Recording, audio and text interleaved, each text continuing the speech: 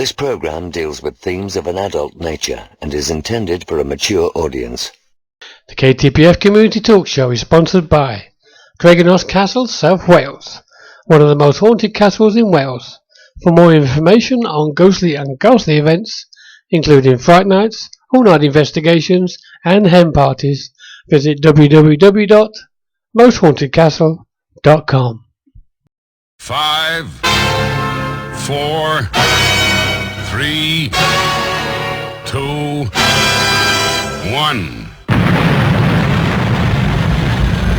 They've landed. You're in the right place. Online, on the web, and on air. All over the world. Talk radio. You hear us, we hear you. Yeah, good evening, ladies and gentlemen, and welcome to the show. My name is Suzanne. And I'm Steve. And hopefully you can hear us okay. We hope. I hope you're all well. They've been taking the mickey out your countdown. I know they have. 876.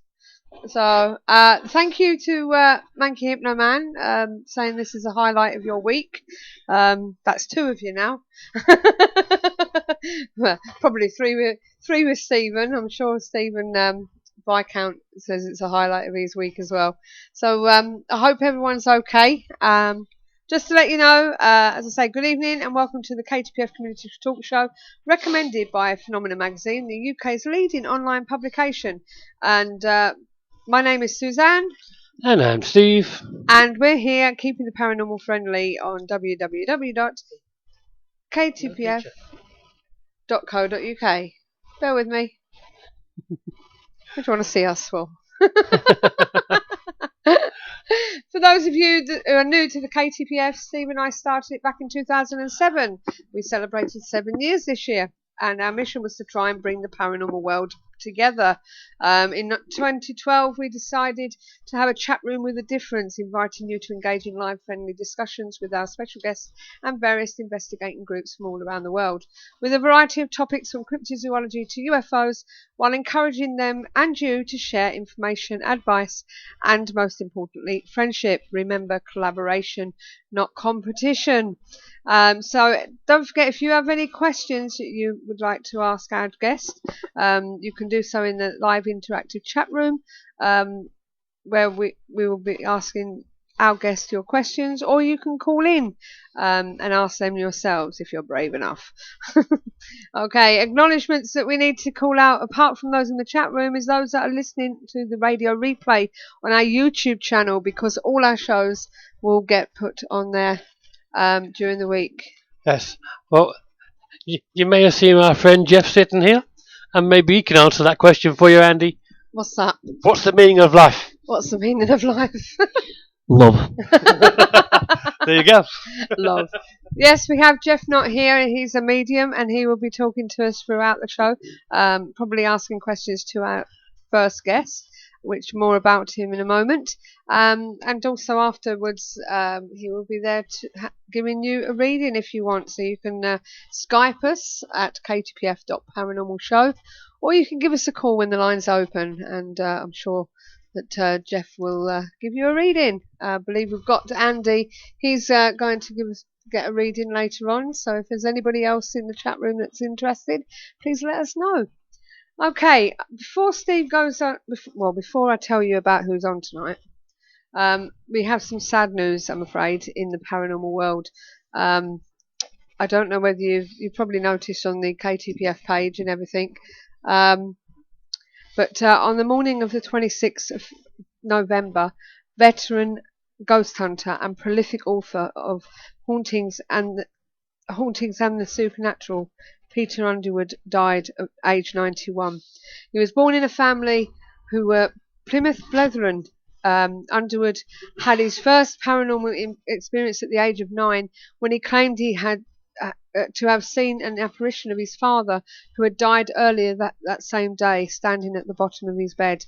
During his childhood, his maternal grandparents lived for a time at Rose Hall, a 17th century Hereford house which was claimed to be haunted, supposedly having a bedroom in which guests reported to have seen the figure of a headless man. Underwood's interest in hauntings and psychic matter began to take root at that time. Privately educated, he took part in the first official investigation into a haunted house more than 50 years ago in the company of the then research officer of the Society of Psychical Research. Having been invited to join the Coast Club by Harry Price, Underwood was its president from 1962 to 1993, when he left the group to revive the Ghost Club Society, of which he was the life president. In recognition of his more than 70 years of paranormal investigations, Underwood accepted the invitation to be the patron of the Ghost Research Foundation, founded in Oxford in 1992, who termed him the King of Ghost Hunters, and he had recently accepted an invitation to be the patron of Paranormal Site Investigators UK. Among notable cases he has been associated with are the Borley Rectory hauntings, where he spent many years investigating, tracing and personally interviewing practically every living person who had anything to do with the most haunted house in England, including a wealth of correspondence with Marianne Foyster and Harry Price. After Price's death, he became literary executor of Harry Price's estate.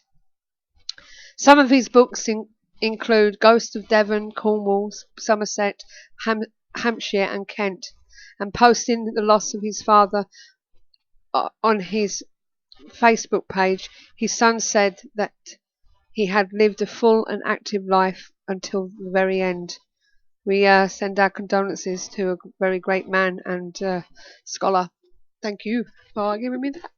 If you want to have a look at the web page forum, you will find more about Peter Underwood that we've put in there, a list of his books and other stuff that he's done.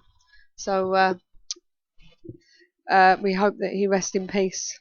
Maybe he's got some answers for us as well. And maybe come back and see us. You never know. You never know. Viscount said the King of Ghost Hunters. I wouldn't quite go that far, but he was an accent to the concept of paranormal. He certainly was. So okay, so that's my little bit for now. But just before Steve goes into the observations, just to quickly let you know who's on tonight. We're talking to Chad Stambaugh, a retired US Marine working on a bachelor's in English and in a PhD in parapsychology. He has also worked on becoming a demonologist through the New Life Ministries Church. He serves as the Western Regional Director for United Paranormal International, and we were talking about him about his new book, or his latest book, The Paranormal Dictionary, a complete user's guide to everything paranormal. So, with no further ado, I'll hand you over to Steve. 1 second. We didn't say hello to our guest in the chat room today. I did. I called him out. We've just had Haggis 4. Our Sue's come in. Hi, Sue. Yeah. So Haggis 4, the Viscount, Andy, and Mankey Hypno Man. So and anybody else is out there. Okay. And there's your first link for you. Okay. Investigators uncover photos of legendary faceless ghosts that haunts an abandoned tunnel. America is full of pretty incredible urban legends, from Gravity Hills, where visible hands push your vehicle up a slope, to the Frogman stalking the Loveland Castle, to the White Lady haunting Union Cemetery. You can throw a stone and there's a good chance it'll land in the territory of some kind of monster or mystery. Many times, though, the truth is far more interesting than the legend, and such is the case of the Green Man. For many years, the tale of the Green Man has been used by parents to keep their children scared enough to stay inside at night, and by locals to keep teenagers too spooked to enter the abandoned train tunnel just outside of town. The legend says the Green Man, once an employee of the local power company, was horribly disfigured in a terrible accident. that melted his face and turned his skin a deep green hue. For years, locals report sightings of the glowing green ghost man walking down rural roads at night, only to disappear into the darkness of the recess of the tunnel. On the outskirts of Pittsburgh, near where Piney Fork empties into Peters Creek, there's an old neglected railway tunnel covered in graffiti and filled with road salt. It was built in 1924 as the Piney Fork Tunnel serviced coal mines along the Pennsylvania Railroad. Peters Creek branch, abandoned since 1962. The locals have given it another nickname to many people. In the Pittsburgh area, it is the Green Man Tunnel. Teenagers used to drive into the tunnel, turn off the lights, and call out to the Green Man, who would appear from the darkness, his skin tinged green, and a tragic electrical accident. If you touched your car, the electrical charge will either stall the vehicle or make it difficult to start. While the fear-fueled story of the Green Man is certainly the best kind of urban legend filled with gruesome deaths and supernatural powers and terrifying curse tailor-made to frighten teenagers, occult historian and paranormal investigator Ken Summers recently uncovered the true story of the Green Man, complete with some rare photographs of the faceless ghost. And it's a lot more sad than scary. In truth, the Green Man's real name was Raymond Robinson, though to those who travelled Pennsylvania Route 315 in the middle of the night, he was known as Charlie No-Face. You see, in 1918, when Raymond was just a boy, he was climbing on a train track bridge when he accidentally snagged against a power line. The subsequent shot sent 22,000 volts of electricity screaming through his body, quite literally melting his face off. When the smoke had settled, he had lost both his eyes, his nose, his ear, and even an arm. As he grew up, Raymond quickly became aware of people's cruel nature, earning nicknames like the Zombie and being subject to screaming of terrified children. Over the years, Raymond was able to find solace in long walks down State Route 351, though only took his hikes at night, so it has minimized the amount of people he might frighten. Being blind, after all, meant nothing that night to him. As you might imagine, Raymond's late-night walks began to cause quite a stir as teenagers headed to parties began to see faceless ghosts wandering the darkened highway. Before long, the legend of Charlie No-Face began to circle the nearby towns. Oh, excuse me. And by the 60s... oh, dear. So, it's choking again. Being attacked by a curry. In the late 60s, the legend was caused full-on traffic jams along the stretch of road as cars full of people went searching for the ghost. They were fortunate enough to stumble across Raymond. They would realize that he was, in fact, flesh and blood, and often feeling a bit sorry for him, after stopping for a chat, Raymond took the ghost haunts in his stride, even capitalizing on the popularity after posing for photographs for a price. On that link I give you there, you see some pictures of the gentleman. Really not nice what happened to him there. No. Okay, next. I do beg your pardon about that. But Covey's trying to attack me. Get your next link.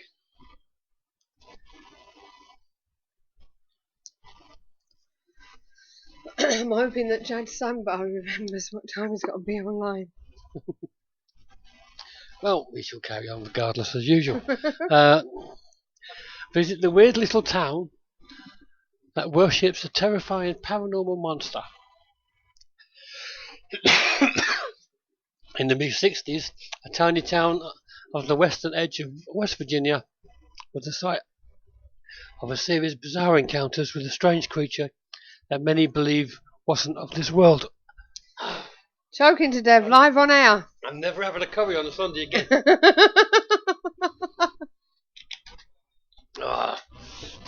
Where was I? Okay, it wasn't of this world. While bizarre encounters with a strange creature that many believe wasn't of this world while the origins of this monster, what it wanted and where it went are still up for debate. There's one thing that everyone is certain of: the Mothman left a lasting mark on Point Pleasant.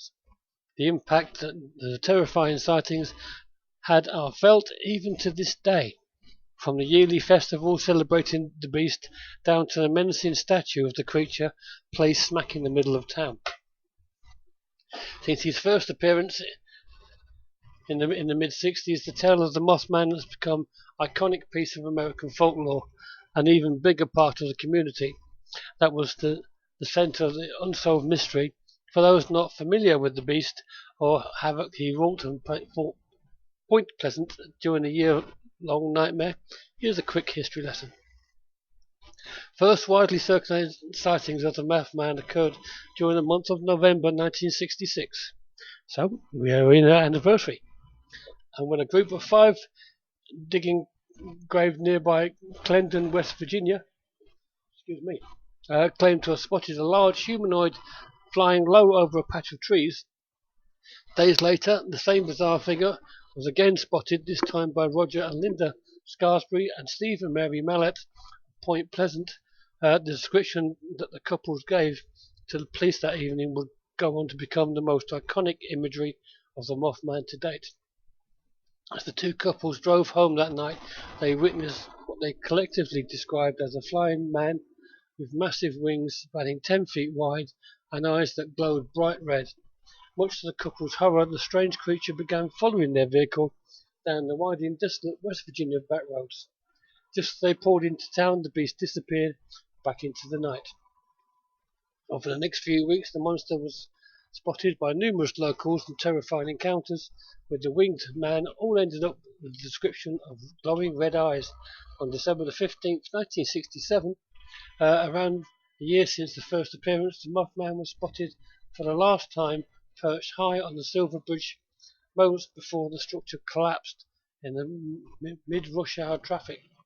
The devastating tragedy killed 46 people and has left many to believe that seeing the Mothman is a harbinger of doom. Mm. Oh yes. Doomed. Doomed. Okay. What was that fellow in Dad's Army who used to say that? Don't panic! Don't panic! Now the other one. Oh, that one. We're doomed! Oh, Scotty. Doomed! We're all doomed. We are. We're doomed to carry on living. Right, is that the next one? That's the next one. A woman claiming to be former NASA employee says she saw 2 humans walking on Mars in 1979. Okay. The woman named Jackie, who claims to be a former NASA employee, called Coast to Coast AM in the US. She claimed she had seen evidence of 2 human figures walking towards the Viking lander on Mars in 1979. The former NASA employee asked the radio presenter to solve the 27-year-old mystery of her. Excuse me. She claimed she had worked for NASA and that her job was to handle the downlink telemetry for the lander. The Viking lander was the first vehicle to send back pictures of the surface of the red planet. She said that while she was working, she saw 2 people walking across the Martian surface. She continued that she and 6 colleagues were watching the footage of the Viking rover moving around on multiple screens. She noticed 2 men in spacesuits walking, come down the page, to the Viking explorer from the horizon. She had the men's suits looked protective, but unlike what astronauts wore. The former NASA employee said she and her colleagues were maintaining the equipment when suddenly the video feed got cut off. She went on to say that when she ran upstairs, they found the door was locked, the paper was taped over the door, so nothing could be seen. She posed the question to the radio presenter, asking whether or not the 2 men she saw were guys from NASA. The agency has yet to comment on the claim. Blogs that report on the UFO conspiracy theory have backed the former NASA employee. They claimed humans had been on Mars to polish off the lander's solar panels. Metro.co.uk wrote that this seemed a bit off because if humans were there, they could have filled the petrol into the lander or take photos for themselves. A few other conspiracy theories claim that in the 60s there were secret landings on Mars. They further claim that the Apollo landings was a cover-up for a wider exploration of our solar system. Well, we've had some feedback to that. Cool. Viscount says there was this guy making a similar statement when he said that he was protecting humanoids for 20 years on Mars. He said it was in the paper this week or on Facebook feed. He said, I can't remember, but I have read it somewhere. Dave Lloyd, welcome to the chat room, Dave. Nice to see you again. Dwight Eisenhower's granddaughter, Laura, was approached to be part of a colony on Mars. She refused. We've been there for many years. And he's put a YouTube link up. That's 4 minutes. I think 4 minutes long. And Andy said maybe she was watching Capricorn 1 and didn't realise. And Dave came back and said that was the Captain Randy Cranmer. So it's all out there. It's out there. You just got to look. Next. There you go. Time is fleeting. There's your next. 14 students possessed in the Philippines. A case of mass hysteria is thought to be responsible for rendering several students unconscious. The incident, in which was initially blamed on a possession by evil spirits, happened at a school in the Tung area of Cebu City. The phenomenon was believed to have started when one of the students panicked and fainted, prompting others to do the same.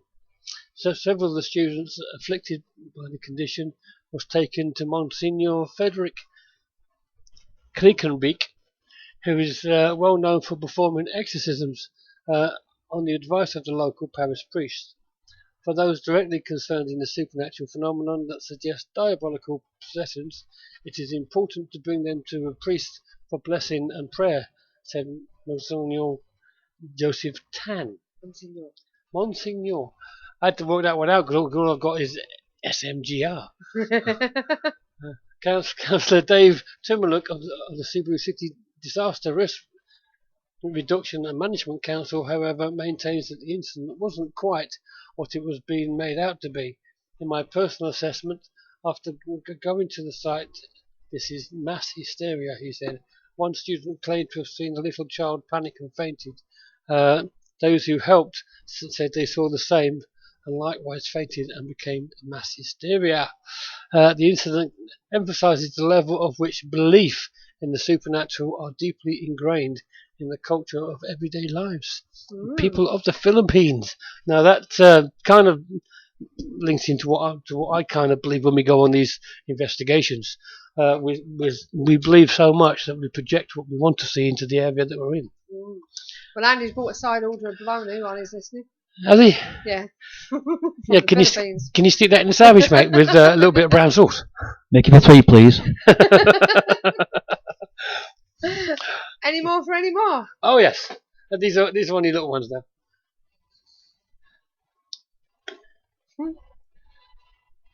Come on in. What we got? We're going to an ancient Egyptian book. Oh. The Egyptians again. The Egyptians again. Okay, ancient Egyptian book of spells deciphered. Researchers have succeeded in interpreting a 1300-year-old handbook full of invocations and spells. The handbook of the ritual power, which is written in Egyptian language known as Coptic, is an ancient codex consisting of several pages of bound parchment obtained in 1981 by the Vienna antiquities dealer Michael Feckelman. The book's origins, before he acquired it, remained something of a mystery. In the time-worn pages contain invocations intended for a variety of situations and include love spells, exorcisms, and methods for treating conditions such as bacterial infection and black jaundice, whatever that might be. Can you repost that, because it was the same one as the last one? Okay, 1 second, I shall go up and get it for you. Because it was the same one that you did last one. Okay. It ended with RB. Does it? Yeah. This one does. It's not the same, and Twitter's just told me that you've already done that one. Oh, okay. Then I apologise. I must have got the same one twice. The white RB. I'll go and find it. Oh, I thank you. Hey, thank you. That's okay. Where was I? Oh yes, the book dates back to the 7th or 8th century, at a time when many Egyptians were Christian.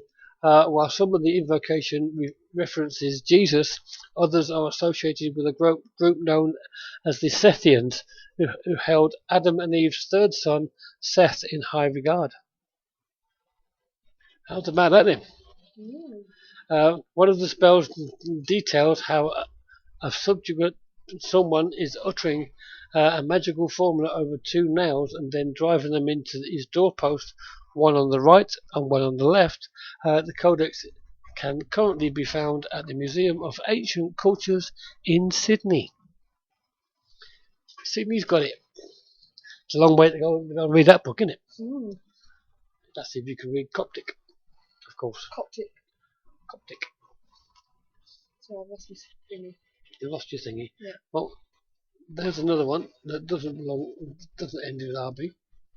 Okay. Okay. Hopefully it's not the one that we've been looking for. Well, there you go. Ouija boards, providing popular this Christmas. No, it's not.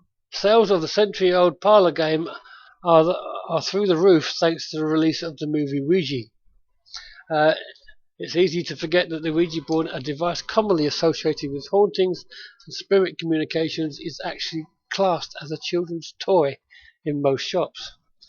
A staple horror movies, paranormal investigation and mediumship sessions for over a century. The board is normally operated by having participants, I got tongue-tied now, place a finger on a planchette, which then moves between the spirited letters. The words spell out a message beyond the grave.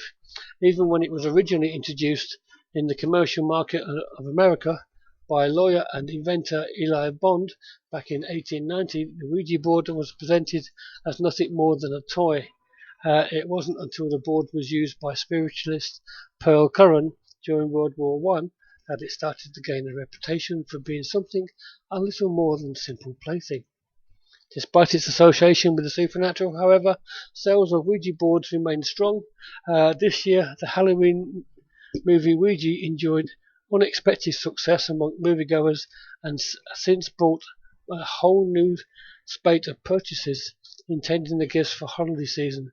The glow-in-the-dark version is on sale and is believed to be one of the year's biggest sellers. I'm yet to watch that film. Yeah. Right, guys. Honesty question here. You as well, Jeff. We all know that the Ouija board is a tool, but but in the wrong hands, you can do some really silly things. Yes. Sadly, with a Ouija board, it can attract different types of spirits, different levels, and normally it's the lower levels it attracts. So they can kid you, they can pretend they're somebody they're not, and this is the trouble. So you might take it for granted that it is who you think it is, and it's not. It's actually a low-level spirit trying to latch onto you, and then that's where you have problems trying to get rid of them afterwards. Not advised to use a Ouija board unless you're highly experienced, and the right ways and wrong ways. And I think the toy ones, so-called toys, they're not toys. No. They're a tool, yes, but they're a dangerous tool. Yeah, so apparently we Do not use one. We could have a lot of people now playing about with Ouija boards who don't know what they're doing. Right, have you got the last one? Because it's past. Yes, I have one more. Isn't that good? There we go. So,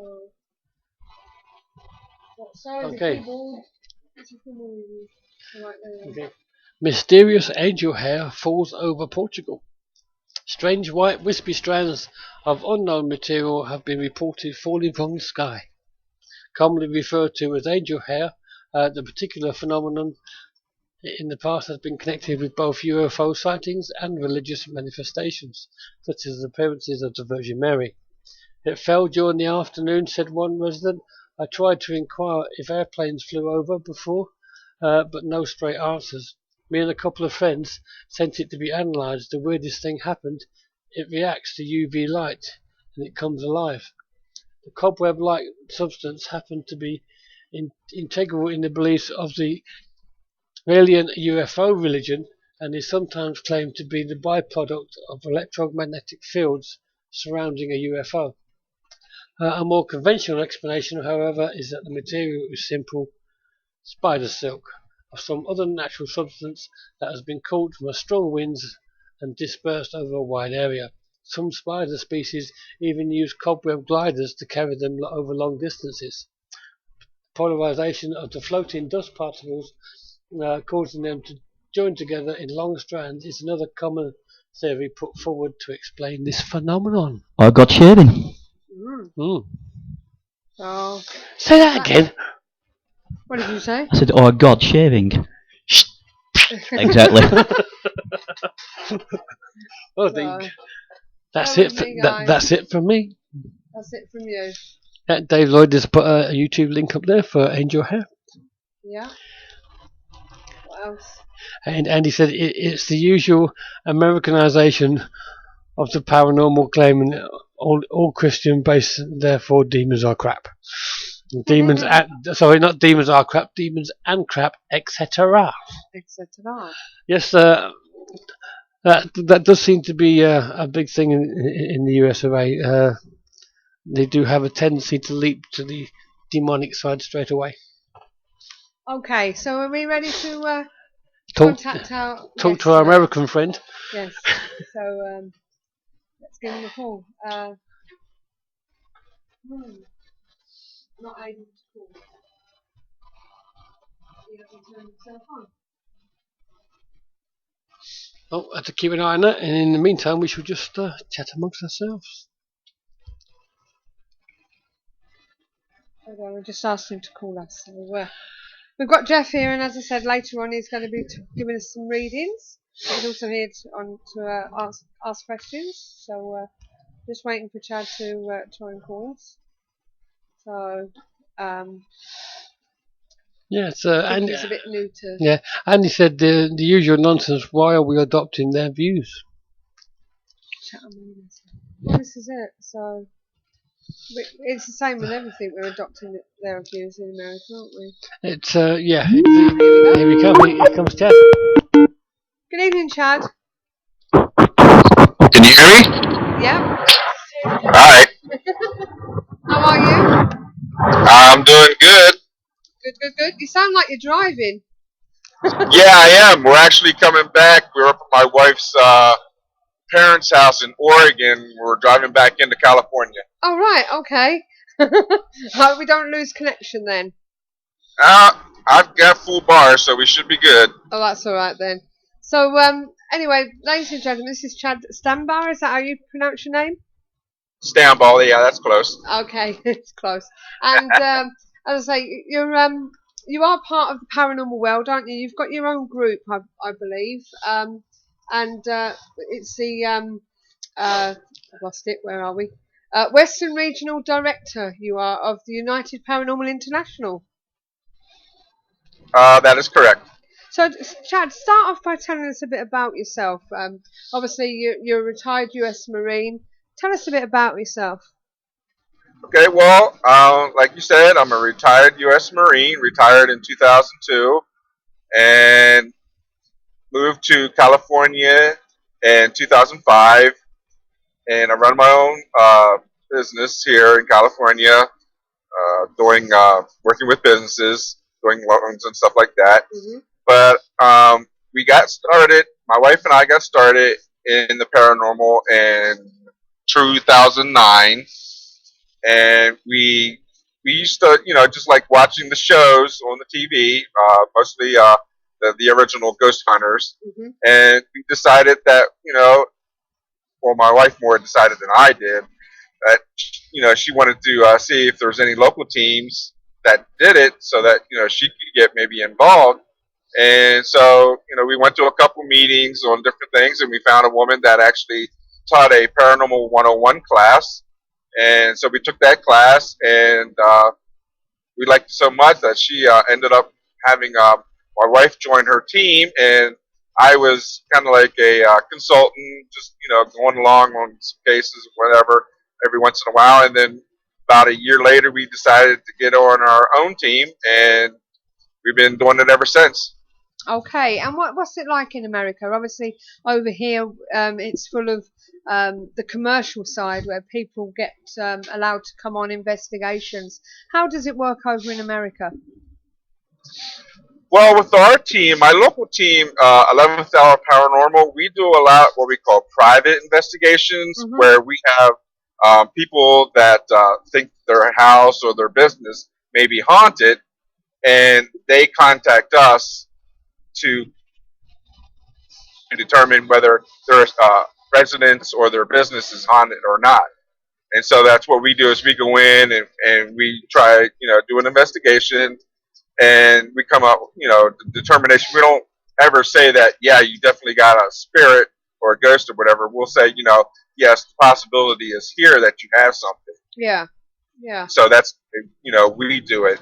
We do some commercial or what we call over here historical investigations, where you go to certain historical sites, like you would over there, go to your castles and stuff like that. We do different historical sites over here. We investigate also, but we're predominantly private investigations where we try to help clients. Right, and obviously you're working in parapsychology, obviously, and you're also thinking or working on becoming a demonologist, or have you done that now? Yes, yeah, I'm still working on that. I have a couple mentors. Guy named a fellow author named Ken Deal. Another one, Jerry Williams, and another mentor. His name is Thomas Durant. They're helping me with the, learning the malevolent, demonic side of the house. Because for some reason, I don't know how it is over in England, but here in the United States, the malevolent side seems to be coming out more lately in the last couple of years. I don't know if it's because more people are being open to paranormal experiences, or we're getting so many new people coming into the field that it's stirring up a bunch of stuff. So we're not sure what's going on with that. Right. On the demonology side, before I go to the questions in the chat room, on the demonology side, you say about there's more coming out. Can you tell me, please don't take this the wrong way, we find that when it comes to America, there's a lot of demons instead of like angry spirits or something like that. That you're always looking on the demon side of it. Is this really what you're finding? No, what's happening is it's the shows over here on TV are sensationalizing the demonic side so much that now all the new teams that are coming in here in the United States, that's all they're seeing is demonic. And it's not demonic at all. It's just maybe I don't know, a malevolent or a mad spirit. Yeah. What our team is finding is a lot of people that contact us say, they got a demon or whatever in their house, but when we go in, what we're finding, all it is the spirit is mad because they're trying to contact that person that they're there with, and they're being ignored, so they're getting mad and they're doing things that they have to get attention. It's like a child, throwing a temper tantrum because they're not being paid attention to. Yeah. So once we come in, and we contact them, it's like the spirit's like, oh, finally, somebody recognizes I'm here, and then all that malevolent stuff goes away, and we find out, sometimes it's Uncle Bob or Aunt Mary all alone. So yeah, the demonic side is being sensationalized here in America because of TV. Right. Okay. Now going back to what you said about yourself and you said teaches a class. What do you teach to these people? Well, I teach a Paranormal 101 class, and it's pretty much the basics on you're breaking up a bit there. Can you say that again, please? Yeah, what I do is I teach a Paranormal 101 class, and what I do is I teach them how to do the basics of investigating, learning how to use equipment properly, stay safe in an environment, and stuff like that. That's what I teach. Okay, no problem. And the Viscount is asking a question here. He said, what kind of experiments do you do? Well, the kind of scientific experiments I do right now, I'm into looking for portals or vortexes. So I do a lot of scientific research looking for those portals by registering gamma rays, EMF fluctuations and stuff like that for possible portals being opened. Chad, do you know they get multiple portals opening? Did you get that? Chad, can you hear that? I heard somebody male speaking, but I didn't hear what he said. Yeah, Chad. Sorry, my name is Jeff Knott. I'm in the hub. Do you normally, have you come across multiple portals opening up? Yeah, we're finding that's when we're getting a lot of paranormal activity is when these portals are opening up. And how is that affecting the people around them? Well, if they're sensitive, like we have a lot of sensitives on our team, when a portal opens up, they feel chills. Sometimes they'll get dizzy because the portal is opening up and it's creating that vortex. So sometimes they'll feel lightheaded, dizzy, coolness. Maybe something will be touching them, and then all of a sudden it'll go away because those portals are opening and closing, so fast. They're unstable. They don't stay open all the time.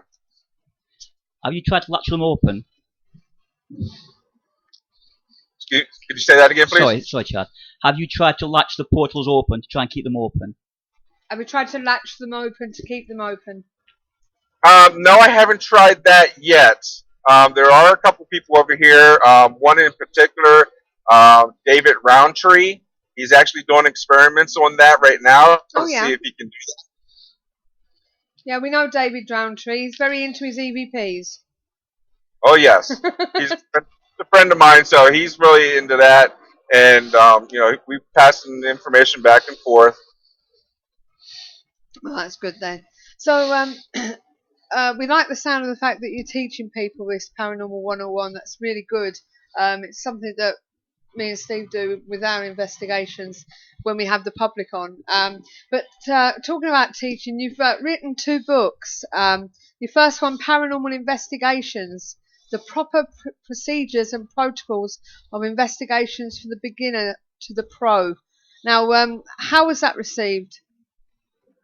It's actually received very well over here, and actually it's received very well over in Europe because I've got a lot of European sales also. Uh-huh. The book is actually based on my Paranormal 101 class. It breaks it down even more detailed, so that it breaks down each piece of the basic equipment, like doing an EVP recorder, your camcorder, your cameras and stuff like that. And it just breaks down the do's and don'ts on how to use each piece of those equipment in a paranormal investigation. And then it breaks down a little bit safety procedures, because a lot of problems, I don't know how it is over there in England and Europe, but here in the United States, people are doing a lot of things that aren't correct, and then they're getting in trouble, not paranormal-wise, but just naturally safety-wise. They're getting injured because they're not doing things that they should be doing to keep themselves safe during an investigation. Right. It is paramount that this sort of thing is being taught. I must admit, there are quite a few over here that see it on the TV and say, oh, we could do that, and obviously go to some random house or, derelict place. They've been doing it recently at an old asylum up in Leeds that people have been moaning about. But it is something, that they don't think about, I must admit. They just think about going and doing one themselves. They just don't think about the dangers, not spiritually, that they can come across. Oh yeah, I mean, over here we've actually had some deaths because we've had people go into old buildings that have had mold and other types of stuff like that, and they don't wear the proper breathing apparatus over their breath, and they're getting these mold spores into their lungs. And one young lady a couple of years ago, actually, within 24 hours, she died because she got some mold spores into her lungs, and she had an allergic reaction to it and passed away. I think I remember reading about that as well. Yeah. Yeah. Chad, Andy in the chat room is asking where you got your PhD in parapsychology. I haven't got it yet, but I'm working on getting it through the International Humanistic Metaphysical Science college. It's an online college here in the United States. Okay, and what kind of stuff have you actually caught on camera? Is there any stories that you can tell us about? Are you there, Chad? Well, I think we might have lost Yeah. Hello, Chad, can you hear us? Yeah. You're breaking up a bit. Sorry, going through a wood. What kind of stories can you tell us about that you've come across? Well, one of the stories that we had is we went to a residence and we set up our cameras and everything before we even started investigating. We caught on camera and on a recorder shadows coming out of a bedroom and going down the hallway, and then we got an EVP along with it, with the shadow people saying they're here to get rid of us because because our team has been doing it for so long that I think the other side knows what we do. So when we come into a place, they already know who we are, so that they're like, oh no, they're here to get rid of us. Now, when you say shadow people, are you talking about actually shadow people, or are you talking about ghosts? I'm talking about ghosts, but they were shadows. They showed themselves as shadows on the wall coming out of the bedroom. We actually have it on video where they are like peeking out of the doorway of the room, and then they try to run down the hallway, and that's when we got the EVP saying, they're trying to get rid of us. Yeah, and obviously, how long have you been doing this all now? How many years? Since 2009. 2009.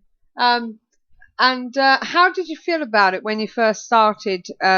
What was your reaction to it, or when you first encountered this sort of thing? Well, when I first started, I was really more just supporting my wife. And, I was kind of really skeptical. Being in the military, I really didn't believe in it or anything like that.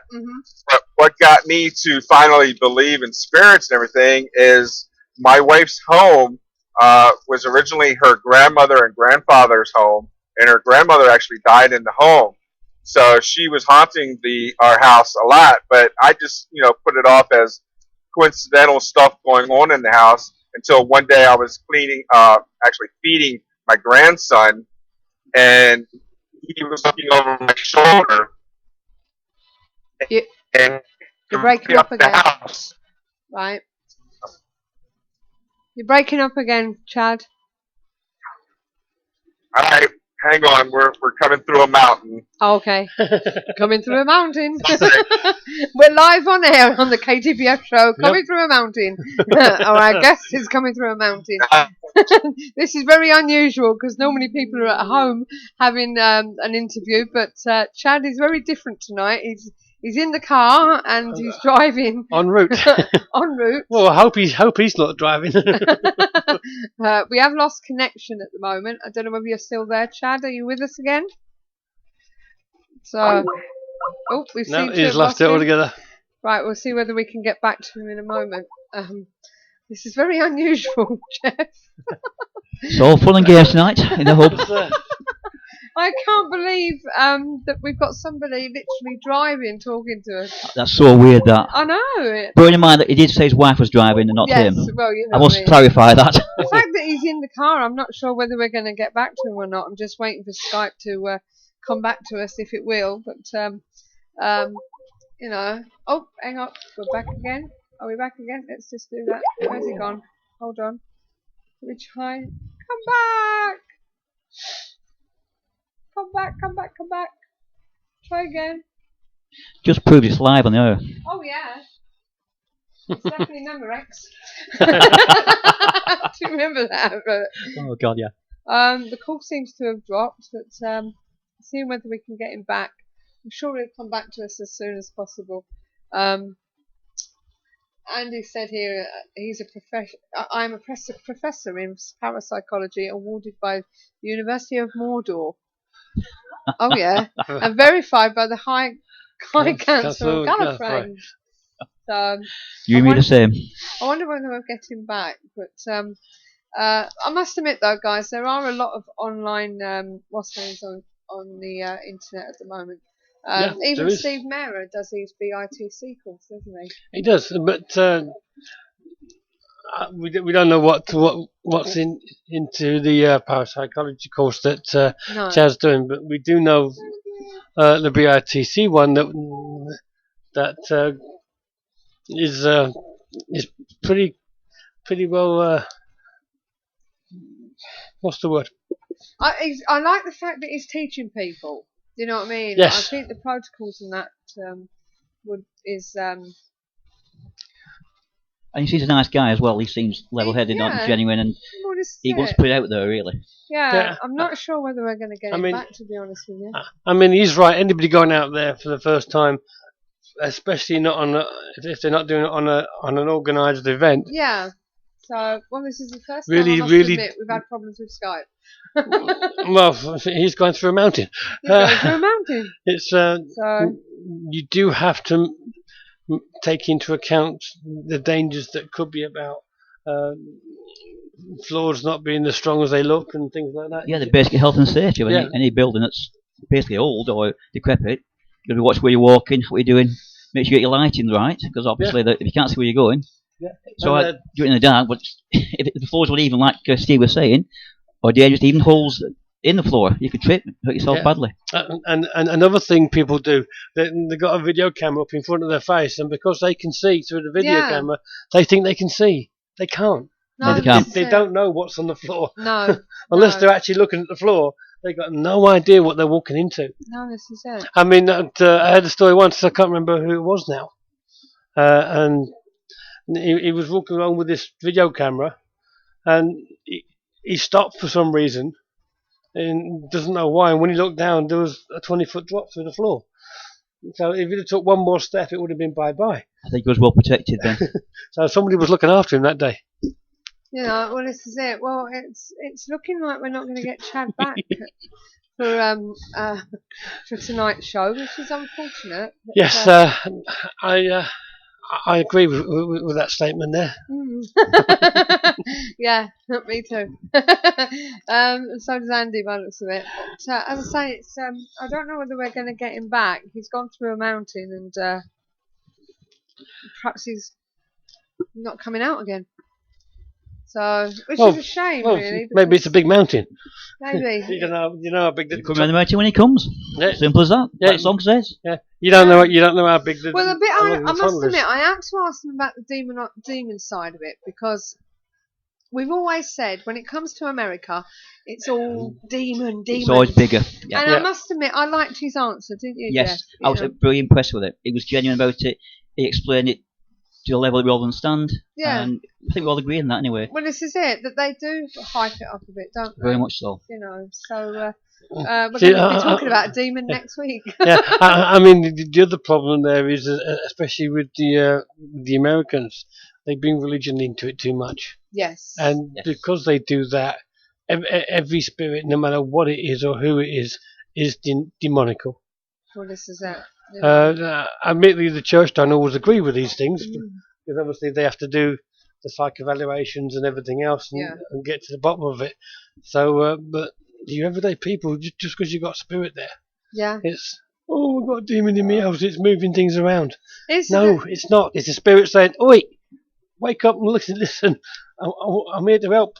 Incidentally, Chad actually does his own radio show as well. You do? He does. You do? Online. I think it's Thursdays he does it on. And he's got his own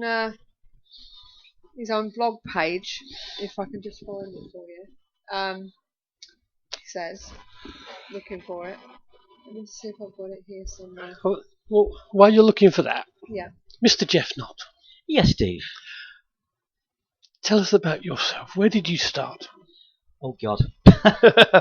I'm pretty sure you didn't start there. No. Well, yes, I did, actually. A couple of heavens above. Anyway, basically, when I was a child, I always found I was very empathic.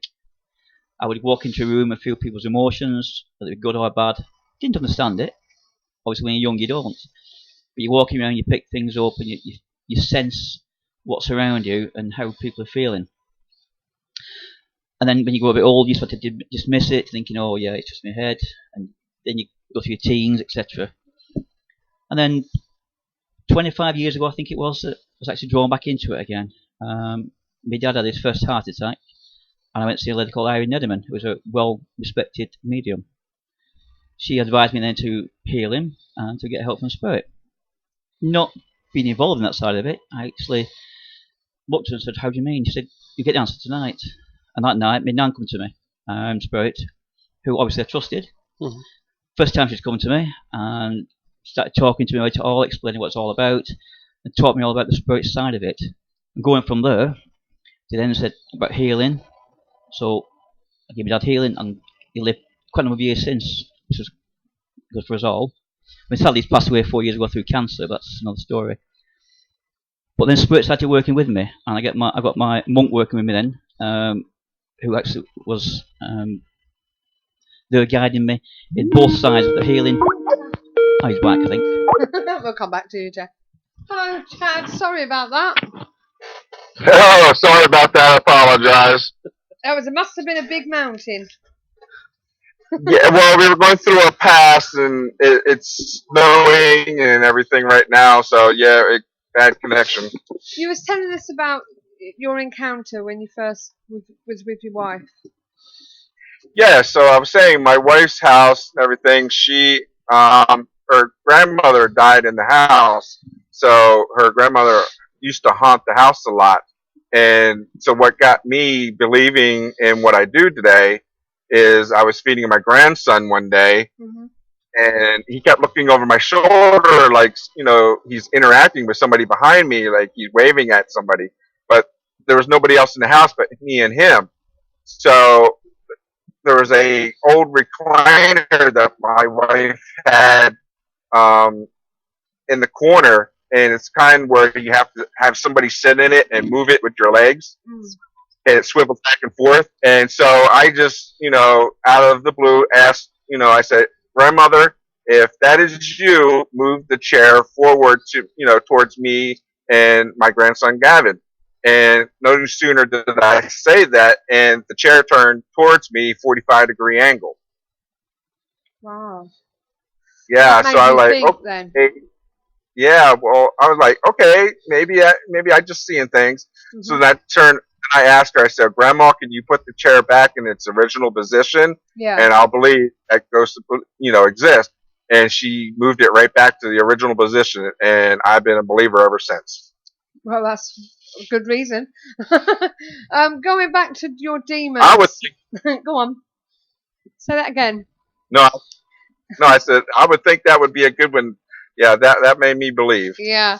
Now going back to your demons, Andy in the chat room would like to know where and how do you identify the demons? He mentions a couple of books, I think. De Places Dictionnaire Infernal or Pseudo Monarchia Demonum by Mayer. There's a couple of books there, but how do you identify your demons? Well, we look for signs, like when we're first going in, if we're going to be dealing with a malevolent spirit. We look for natural signs, like a lot of bugs in the area. You're getting, it could be hot outside and you got like a 30-degree temperature or more. Lower inside the area we're investigating. The person that we're, if it's a possible person that maybe is being obsessed or oppressed by malevolent spirits, they'll make sure they'll do everything they can to not have us come over. When we are there, they will not want to talk to us. They ignore us. Certain things like that we look for first, that gives us the idea that maybe something, malevolent, or if you want to say demonic, is possibly going on in that location. Right, okay. Now, you've written a second book. You've done 2 in 1 year. That's good going. The second book is your Paranormal Dictionary, a complete user's guide to everything paranormal. What made you decide to write this one? Well, when I was going to different paranormal conventions over here in the United States, one of the things I was finding is a lot of people were talking about the same thing, but using different names. Yeah. Same thing. So I started doing research, and I figured, well, the paranormal's been around for over 100 years. Mm-hmm. We've got associations out there like the Rhine Research Center, the Paranormal Psychological Institute, I believe it's called, over in your area, over in England, and a couple other places. So I figured there has to be some kind of database where the things that we're experiencing have actual words for them. Mm-hmm.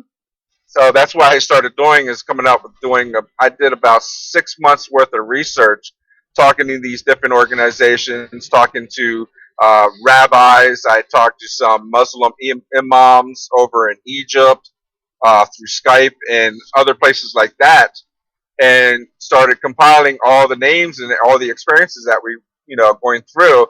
And what I was looking for is I actually found that there was actual words for a lot of the definitions and experiences that we were having. Yeah. So I just wrote the book to put them all in the same spot, and then, started selling the book to have everybody kind of get on the same page. So no matter where, if I'm on the East Coast or if I'm in the Midwest or the West Coast or even hopefully over in Europe, Yeah. that I talk about something, we're all talk, we all, or, like I say, I saw a lepke the other day. Everybody, no matter where I'm at, knows what a lepke is, which is a ghost or spirit that you find inside or around a cemetery. Yeah. So if I use that word, everybody, no matter where I'm at, knows what I'm talking about. Yeah. Okay. Now you've obviously covered quite a few chapters in there, haven't you? Can I ask a quick question there? Go on, then, Steve. He said there that the paranormal's been around for over 100 years. I take it he's on about the classification and not the actual of what's happening. Who said that? Correct. Yeah.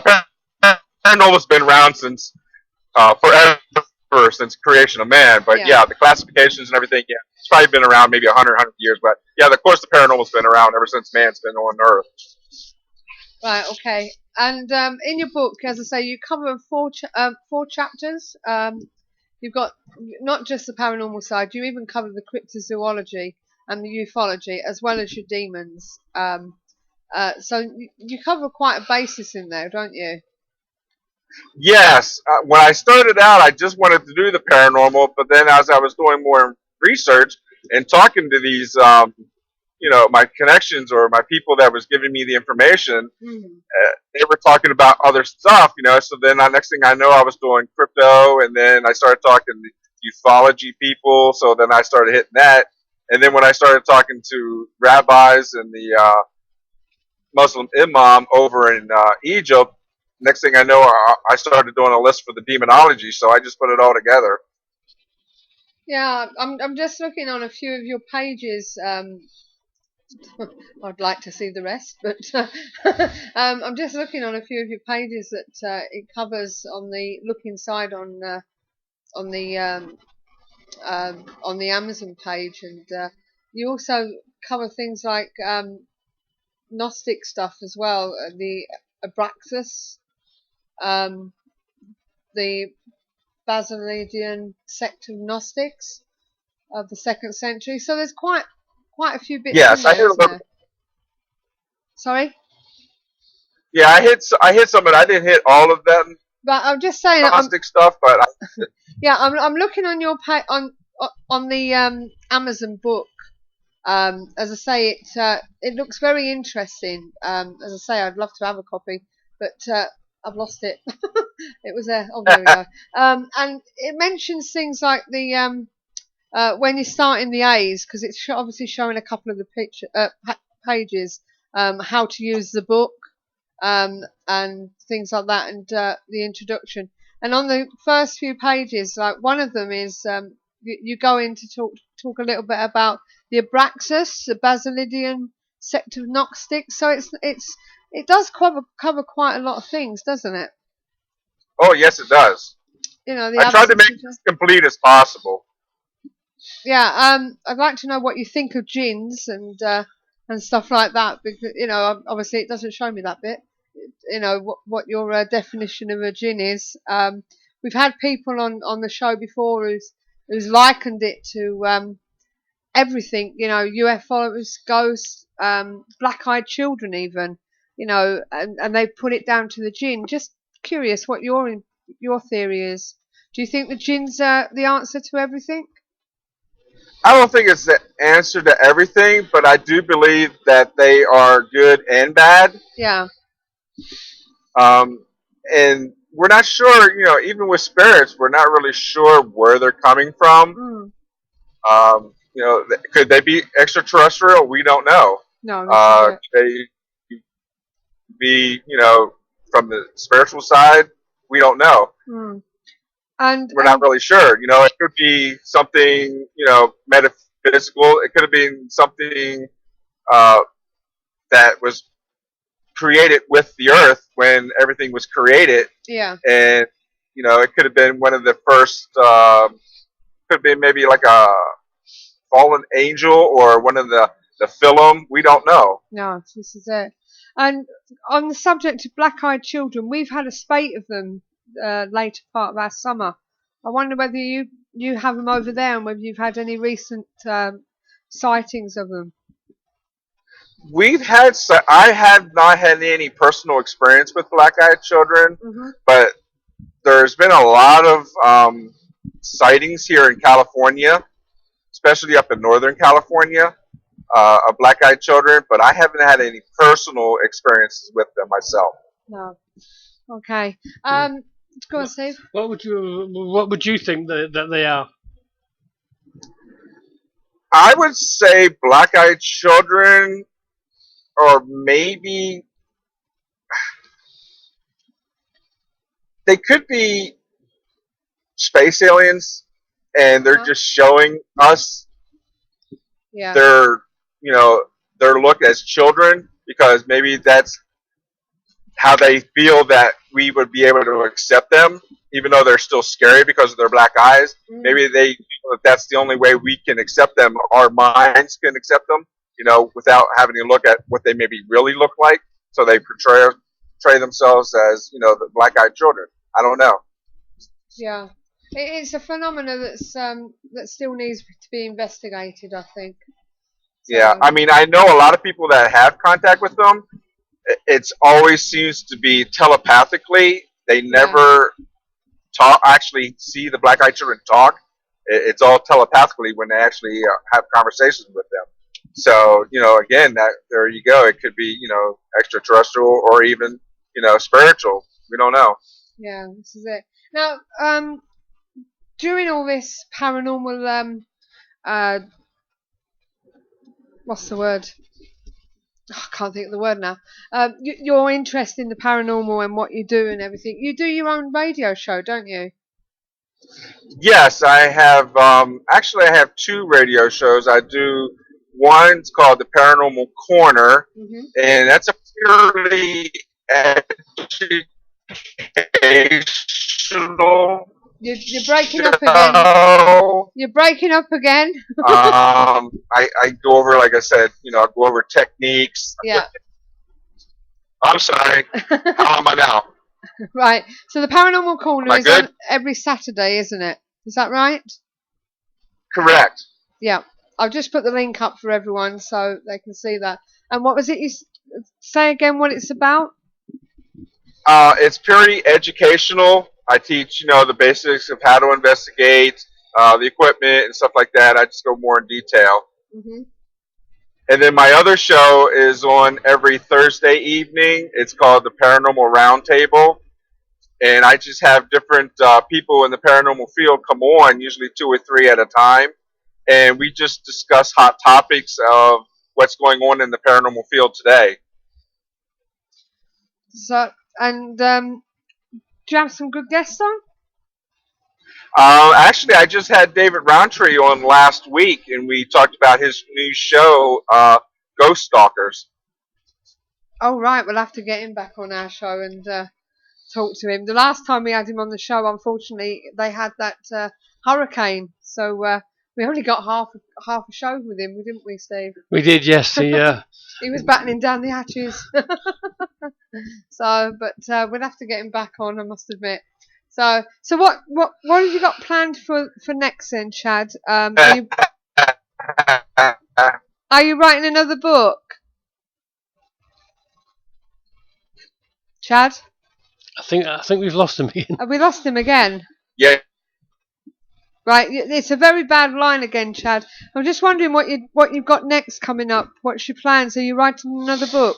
Nope, we've lost him again. Oh my God. Yeah. Crucial moment. We're a crucial moment, though, yeah. Yes, he's gone again. So, you know. So, see what happens. See when he comes back. But I must admit, he is trying to cover the bases, isn't he? I think it's blank. No, try again, Andy. It just come up on this one. Yeah, I've got it. All right. Okay. So, you got it. Okay, did you? Yeah. So, try again, Andy. Yeah, he seems to have 3 books out here. 3. Yeah, he's got the he's got the Para Chronicles.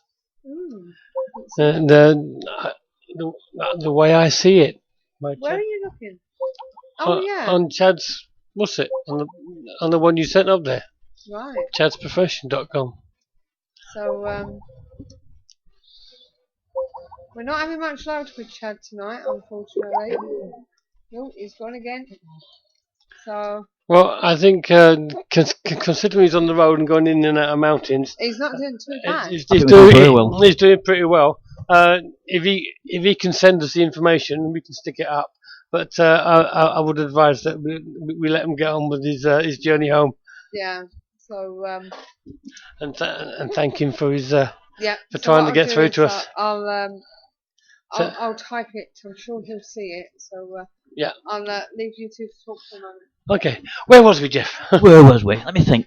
Yeah, so that my experience with my learning or development, if you like, is through my spiritual friends direct. My monk been with me now since day 1, and he comes regular to me and gives me a kick at the backside if I misbehave, which is nice to know, and it changes regular. But I've got love of it now. I've got my teeth into it as a medium and as a healer. Which is something I really enjoy doing. You say monk, just a generic monk or a specific monk? He's a Franciscan monk. Franciscan monk. Yeah. Okay. That's the black and white robes. That's the black and white, yeah, that's the one. And he comes regular and gives me guidance, especially when I'm feeling a bit stuck sometimes where I'm going in my life in that direction. He gives that push. Okay. He's back. We will keep trying. Hi, I'm back. He's back. I just Can you hear me?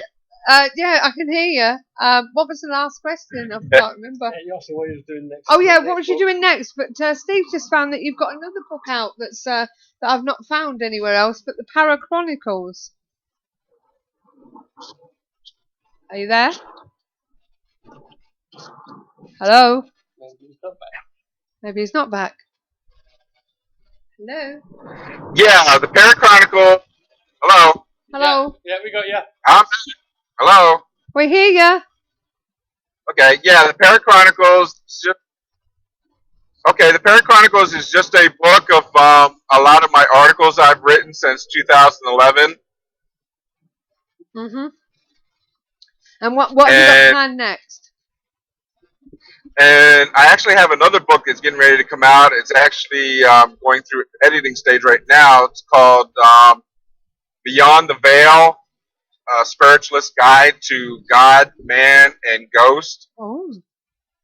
And what it is, it's showing, I don't know how it is over in Europe, but over here in the United States, especially in the Bible Belt, paranormal investigators are looked at as demon worshippers because we're dealing with ghosts, and most people will say that you shouldn't be doing that because the Bible says that there's no such thing as ghosts. Well, this book details on how the Bible does talk about ghosts and how the Bible does talk about human ghost, not just the Holy Spirit. Yeah. So, well, I wish you all the best of luck with that one when it comes out. So, but I think maybe we should let you continue your journey in case you disappear again. So, but it's been great talking to you, Chad. Well, hopefully we can do this again, and I won't be on the road the next time. Yeah. And we'll talk a little bit more. We'll arrange something for sometime in 2015. Okay. Sounds good. Okay. Well, thanks a lot, Chad, for giving us your time. All right. Well, sorry I cut out on you there a couple times. No but, problem. you have a great. We did survive. Don't worry. And have a safe journey. Safe journey home, Chad, and good wishes to your wife as well. All right. Thank you. Have a great day. Bye-bye. Bye bye. Well, we didn't do too bad with that, unfortunately. Well, considering he was in a moving vehicle, yeah. Yeah. It was amazing, that. We'll have to get him back on again and talk more about himself and everything when he's actually at home. So, well, what we're going to do is we're just going to play a couple of adverts, and then we'll be back right after these words. The Paranormal Intelligence Gathering Services Ghost Store is a one-stop shop for all of your ghost hunting gadgetry needs. Run by ghost hunters for ghost hunters, the shop is filled with all of the latest in investigation equipment, shipped in from all around the world, from high-quality digital dictaphones to EMF pumps, infrared illuminators to laser grid pens, CCTV equipment to data loggers. All of our equipment has already been imported, so you can buy it safe in the knowledge that there will be no hidden costs. And with our postage promise, you'll never pay more than the actual postage price. So visit www.the-pigs.co.uk/ghost store.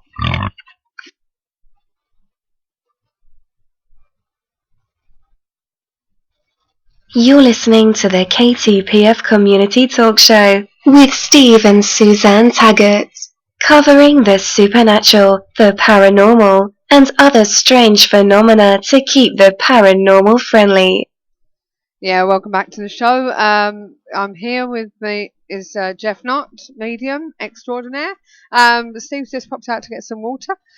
Yes, it's just a relaxed show in our home, bringing you all the paranormal gossip and stuff for this week.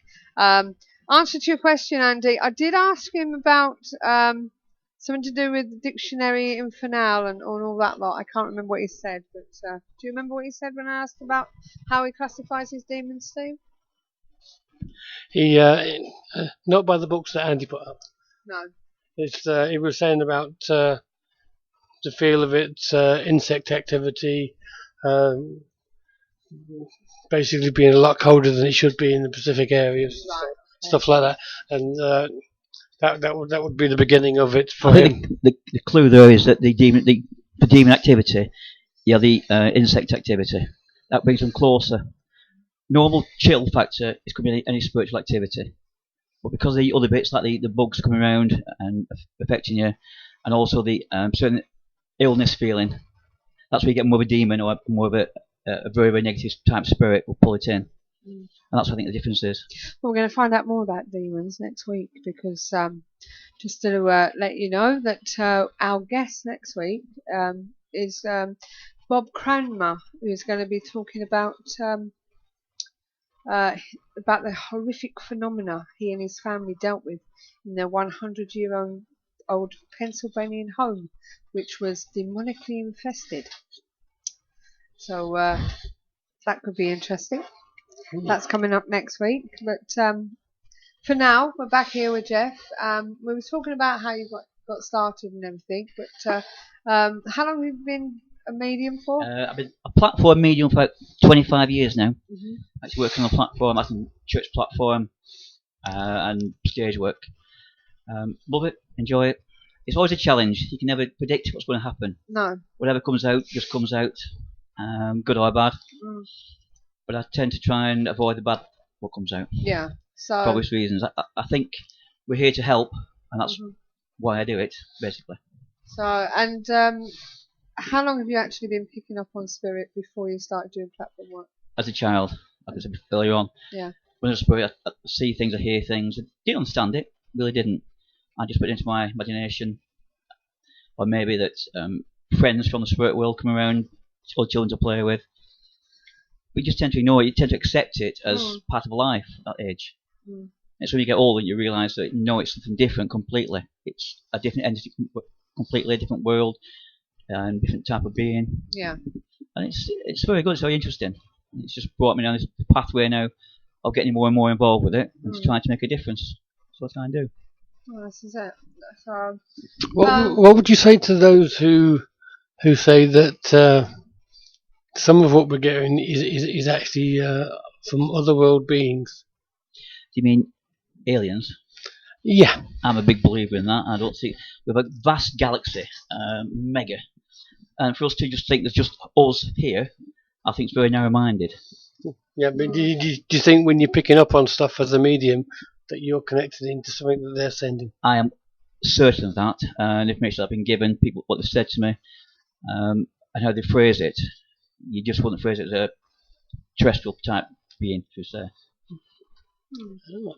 That's one thing our Ashley's always mentioned. Isn't it? Yeah, he's always said, how do we know that it's not aliens that are giving us the information instead of an actual human spirit? I think what we find, we get insight to different aspects, things that's happening, like premonitions. I'm a believer that could come from extraterrestrials maybe, as well as your spirit guides or your spirit friends and your loved ones. There's all possibilities, connotations. We haven't got definitive proof either way. Not that's we can put on paper, if you like, or prove it to everybody. There's too many things happening that says otherwise, that there are things out there that we don't understand. So are you saying that aliens could be ghosts, or ghosts could be aliens? Absolutely. You get dead aliens. Why can't they come and visit us and travel through time? It's like astral projection. Yeah. They can travel eons, galaxies away, and come to us, and it's through thought. And that's all it takes. Yeah. So why can't be visited by that? That's my view, anyway. So would you say there's individual spirits, grounded spirits, visitation, or are we linking into, for the want of a better word, one big ball of energy? I believe it's called God force, if you like, the energy that surrounds us. It's infinite. I believe we're tapping into that source, and that's where it comes through, and then they can come from that source to us and give us the information we need and the help and the guidance that we need. They use that energy to come through to us. It's because of the difference in frequencies between ourselves and spirit, they need that energy to come to us and give us the info. It's hard for us to link, and it's hard for them to come back to us as well. So, what made you come to these conclusions? It's undeniable proof that I've had from different aspects. I said, from my nan that come first to me many years ago, that it would have been anybody else, I don't think I'd have believed it. I thought I'd been dreaming. But when she came through and told me things that blew my mind away, basically, the proof, the future predictions, which I shouldn't be using, but things happened that she told me at the time, gave me proof that it was true what she was saying. So personal experience. Personal experiences, yes, definitely. Yeah. Okay. So, and do you think that we are the energy around us? I don't know what he means by that, but do you believe that the energy around us? We're all energy. Yeah. We're all built from atoms and protons, and it's the energy that we send out that we link with. Well, when the physical dies, it's the energy that carries on. That's our soul, is an energy. And like the tables is solid to us, but to somebody else, it could be free radicals movement. Yeah, quite ethical. Would you say you're quite a religious man? Not really, no. Not really? No. My belief is that I'm a spiritualist. I belong to a spiritualist church. But I don't harp on about religion to anybody. It's everybody's own personal beliefs, I believe, and shouldn't put in anybody's thoughts. Yeah, I mean, when me and Sue first started doing this as our own group, before that, we went to the spiritualist church and joined a circle. Yeah. And I found them very staid. There was no, well, yeah, that could be. It was that. is it. It Because, I mean, we were doing a circle, and obviously we call them our guides. Yeah. And the lady in particular that was teaching is, no, they're angels. I'm thinking, no, they're not. It's my guide. It's not my angel. and she wouldn't look at it any other way. Now, got to bear in mind that different but- churches have different beliefs. Yeah. It's all spiritual belief. They all 7 principles they work by, but their own concept of spirits, whether you're angels, whether you're guides, whether you're loved ones, because they're different aspects. An angel is different than a guide, different than a loved one. Yeah, I mean, once she found out what we actually did, and why we wanted to learn to obviously pick up on spirit, she definitely wasn't interested, would she? Say? No, she kind of pushed us to the back a little bit. I mean, that's a shame. And the idea of a spiritualist is to give proof that life carries on after death. That's the reason behind it. That's the concept. As a medium like myself, yeah, that's fine. We want more than that. We want to know what's going to happen in their lives and where they're going to go. We can't tell them what to do. We can give them guidance or give them an idea where to go. Yeah, for the want of a better way of putting it, she seemed to be a Christian spiritualist. No such thing as ghosts. The angels come and tell us what's happening. I think that's just her beliefs, because I think you find that the church that I do definitely believe in spirits. Yeah. Because we talk about it, and our loved ones that come through, we give proof that life does go on. That's the idea. That's the idea of it. For those who've never been to a spiritist church, it's the same as a normal, so I say, Christian type service where you have your hymns, your prayers, no different. The only difference is in between it, you give proof of messages from the Spirit. Yeah, we were quite surprised the first time we went to a service. We were singing Boyzone. Yeah, that's it. That's all about it. I think what they've had to do now is say about the old hymns, just to they've brought the new hymns, just like spirits up and get more people come in. ABBA. Just to lift the energy in the room. Angel Eyes, I think, or whatever it was. That's it. Andy wants to know, do you call yourself a Christian?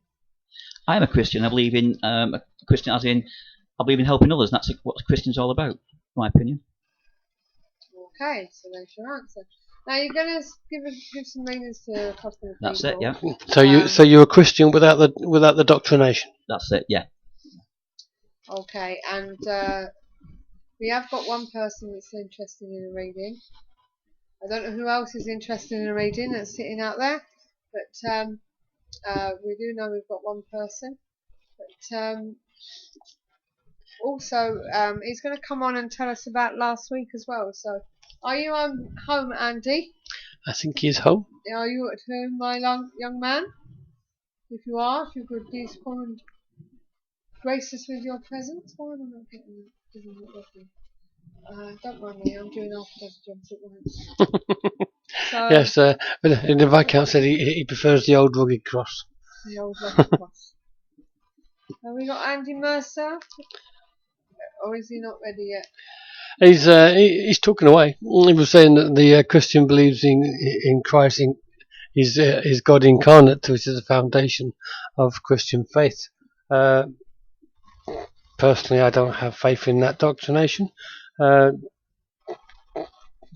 Too much was organised at the beginning as to what can and can't be told to people.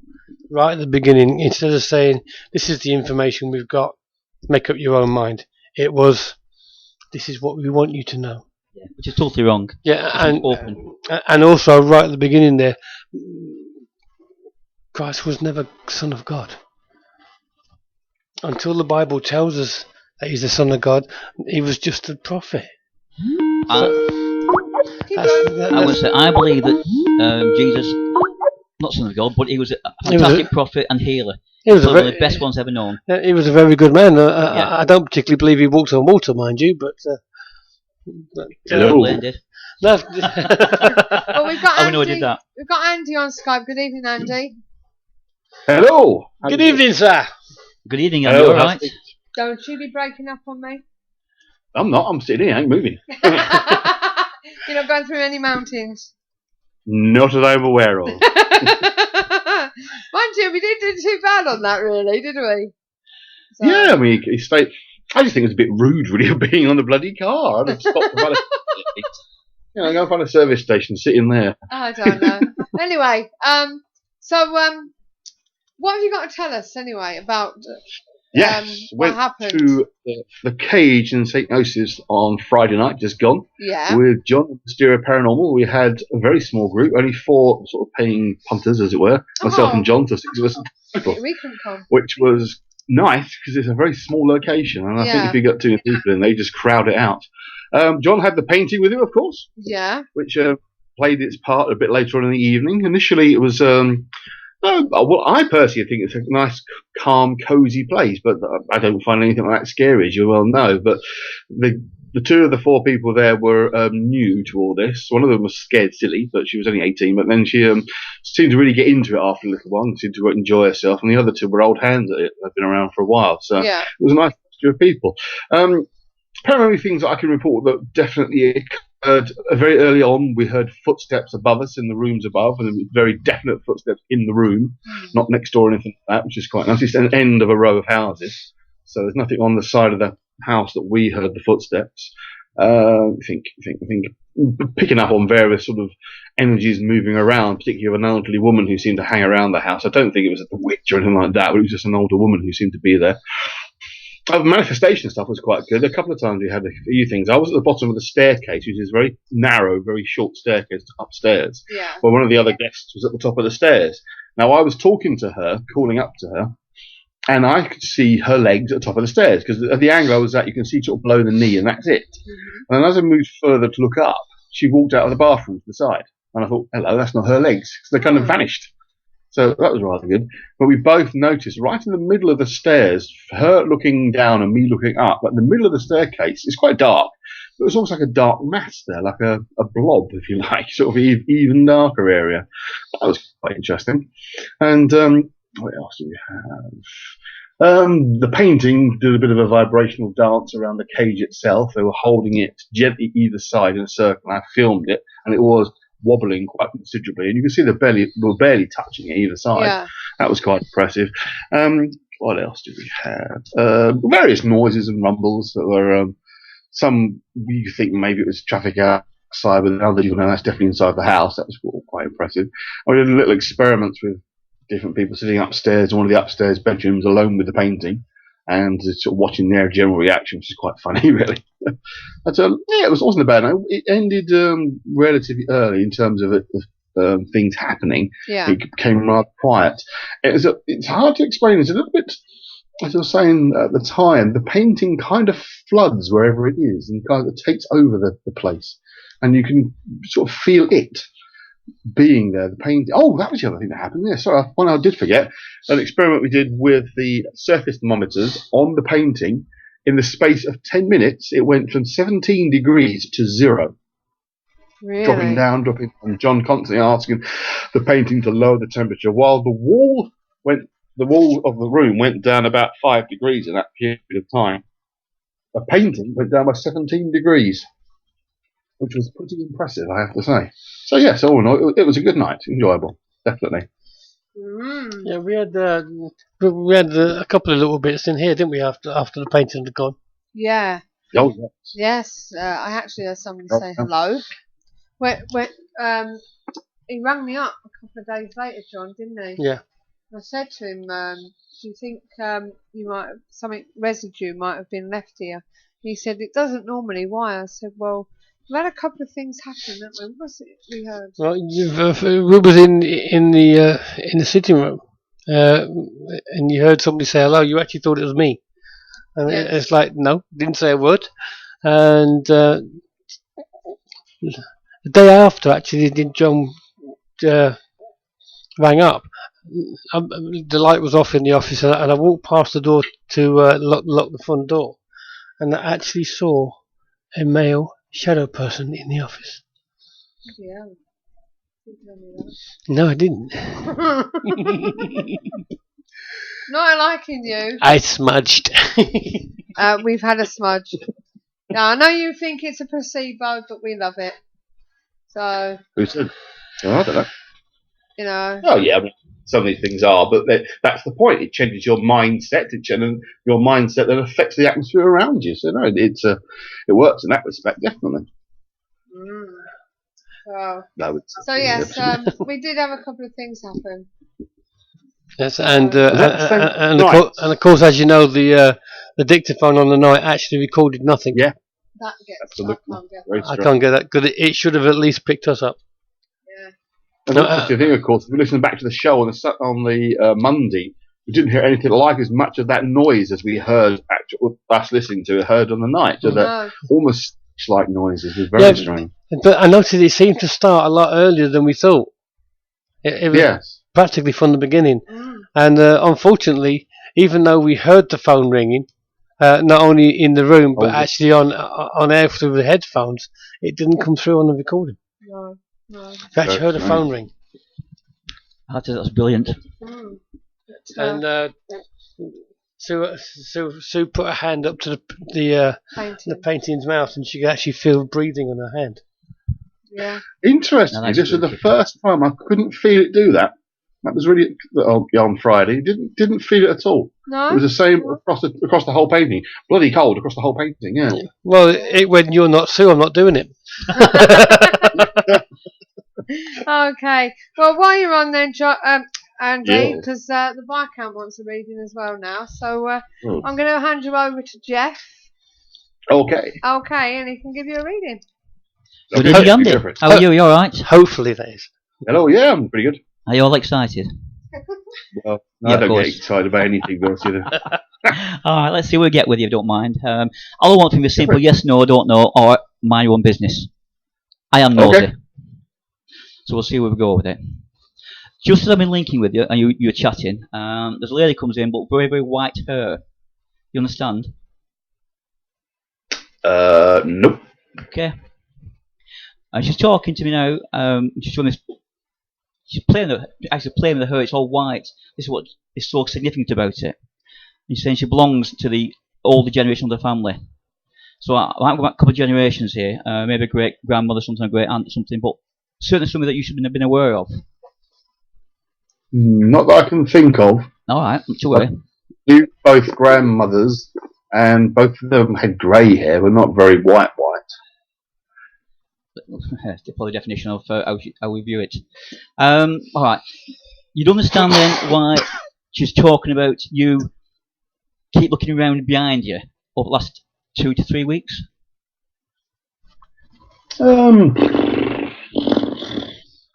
Well, in the sense I'm always aware of things around me, so it's not I don't have to look for them, I know they're there.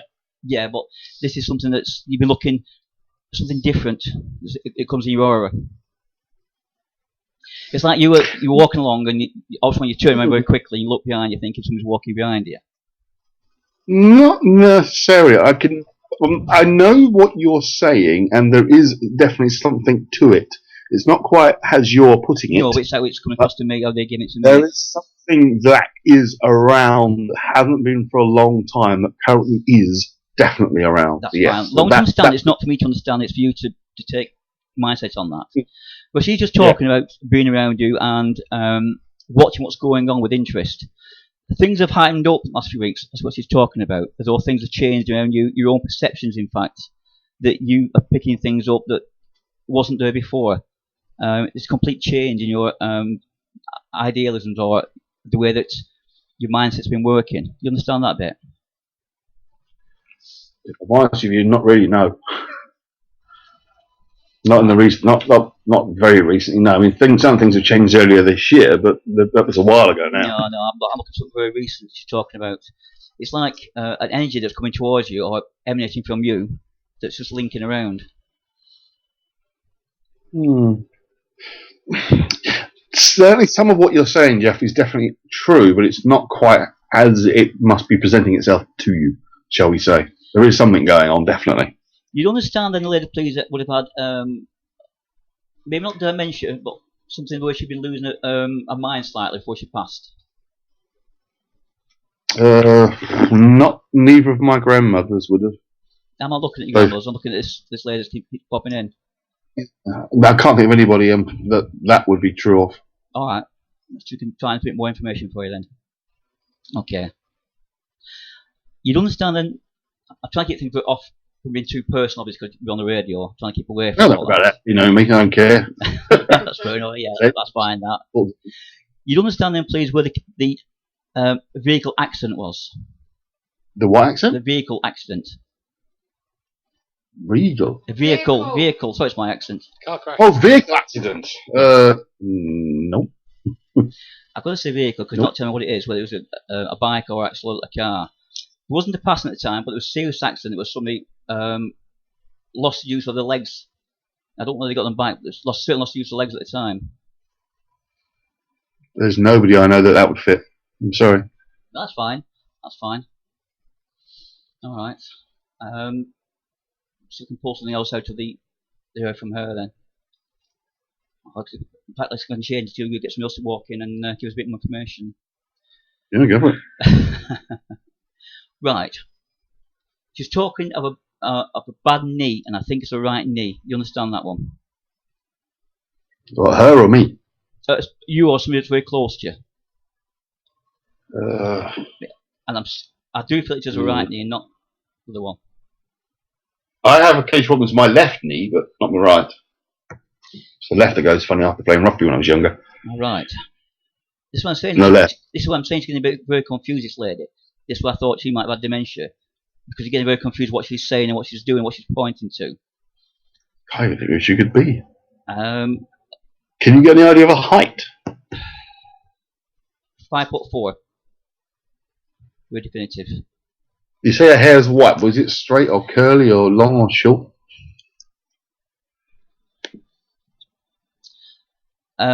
It's more. Good question. It's not long hair. It's more shorter, but it's like it's been heavily hairsprayed, so it stays in place. If that makes sense to you. No, I can't think of who that could be. Sorry, no. I mean, it might be somebody, but no one springs to mind, put it that way. That's all. That's not a problem with that. I'm not too worried about that. It's just information she's given me that she's very confused with it, and this is what's throwing me. As you probably aware, this is what you get through sometimes. That if a spirit comes through and a bit not sure of themselves at the time, you can make it a bit awkward. Okay. Yeah, I just can't think of who she could be. Right. There's a gentleman who's walked in, not given his name. Very tall gentleman, very well built. I'm not saying fat, well stocky. And he's talking about someone looking for a job change or a change of vocation, should we say.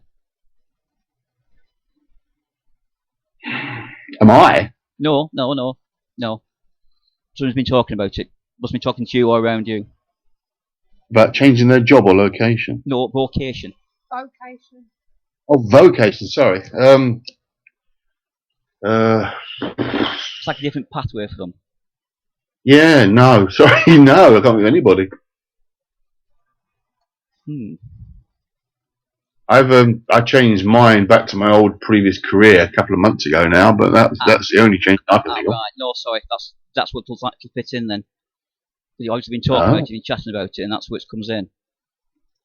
Right. Oh yeah, I mean, a conversation was had about it because I'm a qualified teacher, but discovered that teaching is not what it used to be, or not what I hoped it would be. No, well, that's obviously where it's coming from. Then that's what they're talking about. This gentleman, like I said, he's very well built, stocky gentleman, and he's been very formal in his ways. So I do feel he went back quite a way. Actually, he sounds like me. Well, having never met you, I wouldn't know. But he used to tell me that he does come around you a lot, and he does sort of give you guidance and try and get you to look at things differently and different aspects. It's like he's teaching you, to be honest. Ooh, now that's interesting. Because I know you've been talking to them, asking for more background information and more things that, how's he putting it? More than just unusual. You understand that? Oh yeah, absolutely. And he's talking about this. He's giving you this guidance. This is why he's come along. He was well knowledgeable in this aspect of it, and since he's passed over, he's even took it on himself to help one or two other people. But he's took you on his wing, and he's taking you forward in this. So I know that there are changes coming up, and I know that you will pick up on more information that comes from nowhere. I'm saying this, I won't phrase that. Seems to come from nowhere, but it comes from that side of life. And I know that there have been changes. This is interesting. You're saying, actually, ties in with some stuff I've been working on recently. Actually, a book project I am working on. Sorry. Right, because this is what he's here for. He's trying to get that motivated and to put words in your head that are relevant to what you were planning. That would make some sense, definitely. But he is saying that there's a bigger picture out there that you need to look at and to draw in from people around you who can help you on the ground, on the physical as well as the spiritual. Okay. Can't think who that might be. No, they will come into your life. But it is saying that because of what you're doing, it's going to touch so many people, different aspects of it. Yeah, okay. And this will then open a new concept up in certain beliefs. So can you get any idea, Jeff, of what it is? Because I'd be very intrigued if you can. Right. He's talking about, thank you, not of this earth. So I don't know what your beliefs are, but he's talking about not of this earth. Oh yeah, that sounds good. Yep. So because of that, you're going to put pen to paper and to open up new beliefs in otherworldly, shall I say, activities. Does that make sense? It wouldn't be new beliefs, Jeff. Definitely not new beliefs, because you ask these guys about me, then you'll know it's not new beliefs. But yeah, I mean, it's something I've been working on at the moment. And not your new beliefs for other people. If you can help me out, that'd be very useful, actually. That's saying you're going to open something up, but new beliefs for other people, not for you. But for other people to actually take on board a bit more proof that they've been asking for. And that's where your direction will be. You'll be giving proof of situations and insight. Interesting, because that can work two ways, actually. Yeah. So this is why he's come along to help you. I know he's been with you quite a while, but he's starting to come to the fore now. He's actually got into your head, if you like, to make you sort of understand him better and to understand what he's trying to give you. But the changes are, because a lot of things have changed around you, that he's managed to get in and give you this bit of insight, a bit more things have been dropped into your head that you wouldn't normally think of. And that's the point of trying to make at the beginning. Yeah, I mean, I've been looking for some information regarding what I've been working on, and it's recently come my way, and it's proved to be what I hoped was the case. So that ties in, actually. Well, that's what I was saying at the beginning. That's what I meant by the last few weeks that things have changed for you. But he's giving you this information now, and you will find him a valuable asset. I don't feel he was a relative. I do feel somebody that's touched your life going back from when you were younger. But he's been in spirit quite a long while. I don't know your age, but he's been in spirit quite a long while. And this is where he would have, if it's what I'm thinking of, he died a long time before I was even born. Well, that's it. Yes, I said, but he touched your when you were younger. He was around when you were young. I don't mean physically around. I mean spiritually around. Oh, that would make sense, actually. Because quite nice if that's the case. He come in to help you when you were younger for the visions that you saw, and he give you the visions, so you understand that. Okay. But he's been pushing you now, because this has been in the planning a long while, well before you were born, before you even entered the Earth space. He's been giving this information and pushing you to do this because it's going to be beneficial. I'm intrigued now. He's not telling what it is, but I know it's something that's under wraps at the moment. He's saying. Oh, you kind of, yeah. I mean, I'm talking about somebody else because it's probably a collaboration with somebody else because he's got access to information as well. But yeah, it's my why he's giving it to you and why he's trying to push it with you because it's important. It's going to open up an all new information for the people that to take on board that they wouldn't understand otherwise. Cool, that sounds good. But he is helping along with that, and he's sort of giving you the guiding light. And he's talking about your dream state. Looks like astral projection to me. He's taking on a travel, on a journey. And I do believe that you must have felt something recently. I don't know if you do astral yet, but as he's picking you up, he's been dragging you out of your body, taking this dream state, which is actual astral projection, and you'll pick up on that. And it will take you off world to see things. Oh, okay. That's interesting. So I have been travelling to a particular place quite regularly recently in dreams, and I know exactly why I was doing so much research on this particular chap. Exactly. And I have found myself. That's giving you. So that's basically what he's trying to do with you. That's his message to you that take you forward with that.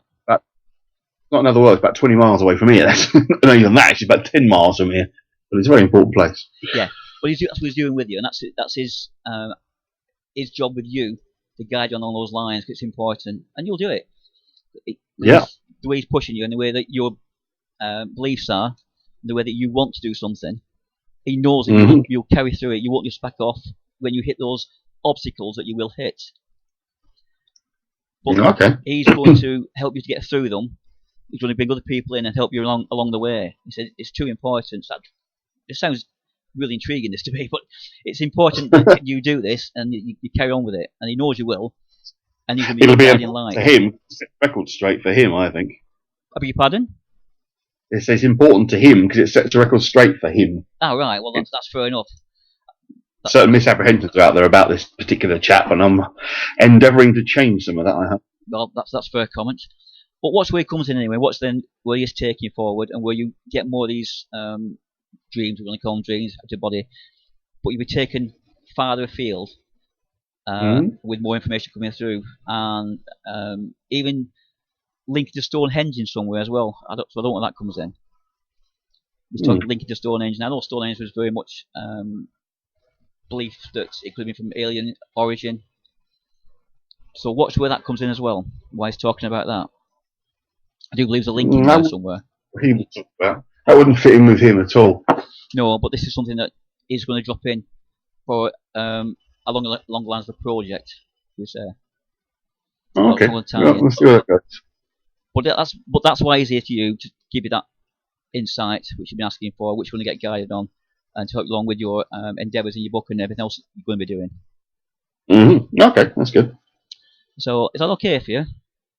Yeah, absolutely. Sign, please. Well, I've been talking about it. I think it's February. I'm coming on about talking about the folk magic. Yes. Yeah, well, it's all about that. I'm working on the particular person, isn't there? But I've been talking to you guys a lot about that. I've not really mentioned publicly too much about them. Doing a lot of research on the moment. It's if Jeff wants to finish my reading, I will give him some background so he knows he's not gone completely off the moon. I'm working on material towards a book on a chap called James Murrell. He's the cunning man of Essex. He was around in the early 1800s, and he is a source of much mystery and intrigue in the sort of Essex era and beyond, because cunning magic and folk witchcraft is becoming very the in thing at the moment. And the only book written exclusively on cunning Murrell, unfortunately, is in a fictional form, although it is actually true. It's written as a novel, if you like. And there's lots of bits and pieces in other books. Some of it's good, some of it's a bit inaccurate. And I'm trying to sort of pull it all together to produce like a biography of him, but also a grimoire of magic that would have been the kind of stuff he would have definitely been involved in. There's hints and sort of clues in a lot of the stuff that's been written about him. And there's some of his own work is still available, but most unfortunately got destroyed not long after he died. But yeah, that's what I'm working on at the moment. But that's a little bit further forward. The woman, I'm afraid, didn't make any sense to me. Sorry about that. But the man, I just feel that she was very confused at the time, and her passengers were very confused. And she was the only one. I think that was the issue. She was a bit confused about it all, which we get in, but she certainly belongs. And I don't know how she fits in, but maybe you can find out, and then obviously let Sue know and then let me know, because I'm curious about her. Well, it's one possibility that would lean more towards Murrell, because one of the things cunning men used to do was fight against black witchcraft. In the 1800s, witchcraft was evil, full stop. That was how it was perceived as being. Whereas the cunning man was like the good guy, the white witch, if you like, and they'd battle against witchcraft. And there were a number of occasions where, of course, he was responsible for counter spells, if you like, counter magic. He was quite famous for using what's called a metal witch bottle, in which he'd get bits of hair or bits of clothing of a witch who'd caused problems, put it into this iron bottle, put it on a fire, and burn it until the bottle exploded. And then it was claimed that the witch who'd caused the spell, it was always actually the bad person, would suffer as a consequence of that. And there will be recorded cases of this gypsy witch apparently was found dead 2 days after she'd apparently cursed a woman who'd then gone to Murrell for help. That was one of the stories about cunning Murrell. So, I mean, it could be her. I don't know. But again, witches, a lot of misdirection there with them. So that might, again, tie in. Yeah, with that form of witchcraft, certainly. That's interesting. Things a bit more sense to me now. Thank you for that, because I was getting a bit... I was giving it, and this is all around in circles. As these guys can tell you, when I've been involved in the occult for as many years, I've been involved in the ghost stuff is 20 odd years. I've got all sorts of weird energies wander around through and connected to me and that kind of stuff. So it was a bit unfair really, you having give me a reading, No, considering my that's background. probably the best way. I'd rather not know anything about it to start with, because it then doesn't cloud my judgment of what's coming through. But you probably end up trying to normalise the stuff you get with me and try and make sense of it in a sort of more conventional respect, and in actual fact it doesn't make a bit of bloody sense. I actually go along once a week to a local spiritualist church for the sheer fun of it.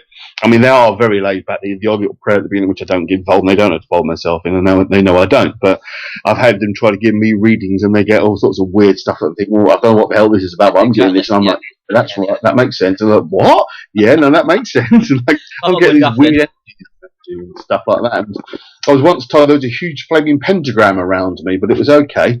There's a dark figure behind the pentagram, but he's there to protect you. So, okay, that makes good sense to me. Yeah, I'm fine with that. It's no problem. That makes perfect sense. And he was, it does? Okay. Okay, so that was your reading then, Andy. Thanks, Andy. Nice talking to you, mate. All right. And thanks for updating us on the Anguish Man. No problem at all. All right, and I'll speak to you soon. Do I have to hang up, or can I listen in on this bit? Or can you have one? You want to talk about it behind the back? Using me. He was being rude to me. Stephen, the Viscount wants to have a reading. Yeah, I know he does, but he was rude to me, so I want to stand and be rude to him. Well, it's entirely up to him if he's okay with that. Yeah, give us a ring. Ring in. Come on, Mikey. Ring in. If he rings in, you'll end up being on hold. Oh, okay. You want Come on, the one conversation on. Well, he'll hear it on the show, won't he? So you'll hear it on the show. And he just put a message on there for you, Andy. He's being rude. Andy says. I'll speak to you in a bit, Andy. Bye-bye. Bye. Cheers, thanks. Right, come on then, Viscount, give us a call. I've got rid of Andy for you. So we've got the Viscount coming on. So, and see what you have to say for him. He says he will be ringing any minute now, I hope. So, here he comes. Good evening, young man. Good evening. How are you? I'm very well, thank you. How are you? Not too bad at all. Bit different now you're there, isn't it? Yes, it's not the same now. I should be a permanent fixture just there. It's a long way to travel every week. Unfortunately, that would be the only factor that would put me off doing it, to be honest with you. Definitely. So it's a hell of a walk. It was nice to have you here last week. Thank you very much. I thoroughly enjoyed myself. In fact, I told my whole family that it was lovely. I was all excited. So, I loved it. That's all right then. Well, you know you're welcome anytime. Thank you very much for that. Okay, well, I'm going to leave you in the lovely hands of Jeff. Not literally, but take it away, Jeff. Hi, you all right? I'm very well, Jeff. Thank you very much. How are you? I'm very well, thank you. Just sat here whiling away the night away, just chilling out, listening to what's going on. I'm quite enjoying it. Oh, it's a great place, the hub. Make you feel special there. The lovely people. Well, I wouldn't say they were lovely, but you know. You are so mean. You are so mean. Okay, let's just see what I can pick up for you now. And hopefully it wasn't as much confusing as the last one. Just so you will get me all screwed up. As I'm linking with you, can I first of all say that they're talking about you doing a lot of walking around, getting around, out and about? I do a lot of walking around? Yes. No. I don't physically mean walking, I mean getting out and about, travelling around quite a lot. Oh, I do travel quite a lot, but I don't walk anywhere. No, that's just rude. I don't walk anywhere. Figure of speech. Sorry, I'm an outer. Figure of speech. No, I walk as far as my car, and that's about it, really. Yeah. That's about 2 feet. Try and get around about different places and different concepts around your life at the moment. Yeah, I do a considerable amount of travelling, yes. Yeah, that's fine. I'm also being told that your lifestyle's changed recently as well. Right. I'm not saying it's the best, good, or the worst. I'm just saying it's changed. I'm not sure how yet. I'm just asking the question if it's better or for the worst. But you've been changing what you've been doing, how you've been planning your life. Yeah, I have been, yes, lately, yes. Right, because there's a reason behind this, and the reason there's always a reason behind it, obviously. You have re-evaluated where you have come from in your past. Yeah. Okay. Yeah. Okay, so therefore, they're saying that you are now trying to look at different direction with how you perceive your pathway. Right. Okay, so you've been looking at your background, in other words, looking where you've been, what you've done in your life, how it's changed you, because it's changed you dramatically over the last few years. Your life has turned around completely. You It understand certainly has. Yeah. that? And it's for the better. It is for the better. I do feel that going back, you had I would say, not an empty, but an emptiness in you. I miss certain aspects of my life. Yes. Yeah. So now you're going forward now, and it's the changing it around. You've been brought to this position in your life now to make the changes for you, to make it better for you. Because now's your time of your lifestyle to change and to go forward, and actually find more information coming through for you and what you want to do with your life. Right. I know it all sounds corny, but it's what they're giving me. But they're also talking about on the physical side now, some with the back problem, having lower back pains. I certainly do. Yes. And what they've been giving you a lot of healing around there, and they're saying, look, giving us healing, but you need to look at different aspects of healing to do with it. So you've been thinking about other ways of getting it, getting help there. Do you understand that? I certainly do. And you've again been guided onto this pathway to try and get that sorted, because it can be helped. I'm not saying it can be cured, but it can certainly be helped. Where Well, you feel they more. say it can be, but you know. Well, this is what they're trying to do with you now. They're trying to give you that. So watch where you get this healing, where you'll feel this heat and this energy. And you'll also, I'm told that you get tingles in your hands as well. No, I don't suffer from that. I don't think. No, I can't take that one. Sorry. You might get that from somebody else. All right. Come back to that. All right. I'm going to come back to that because Sue thinks you might know what it is. All right. The trouble is when I'm sat in the hub like this, there's people around me, and it's not like one-to-one. Okay, yeah, okay, accept that. So I'm just trying to focus on your voice at the moment. Okay.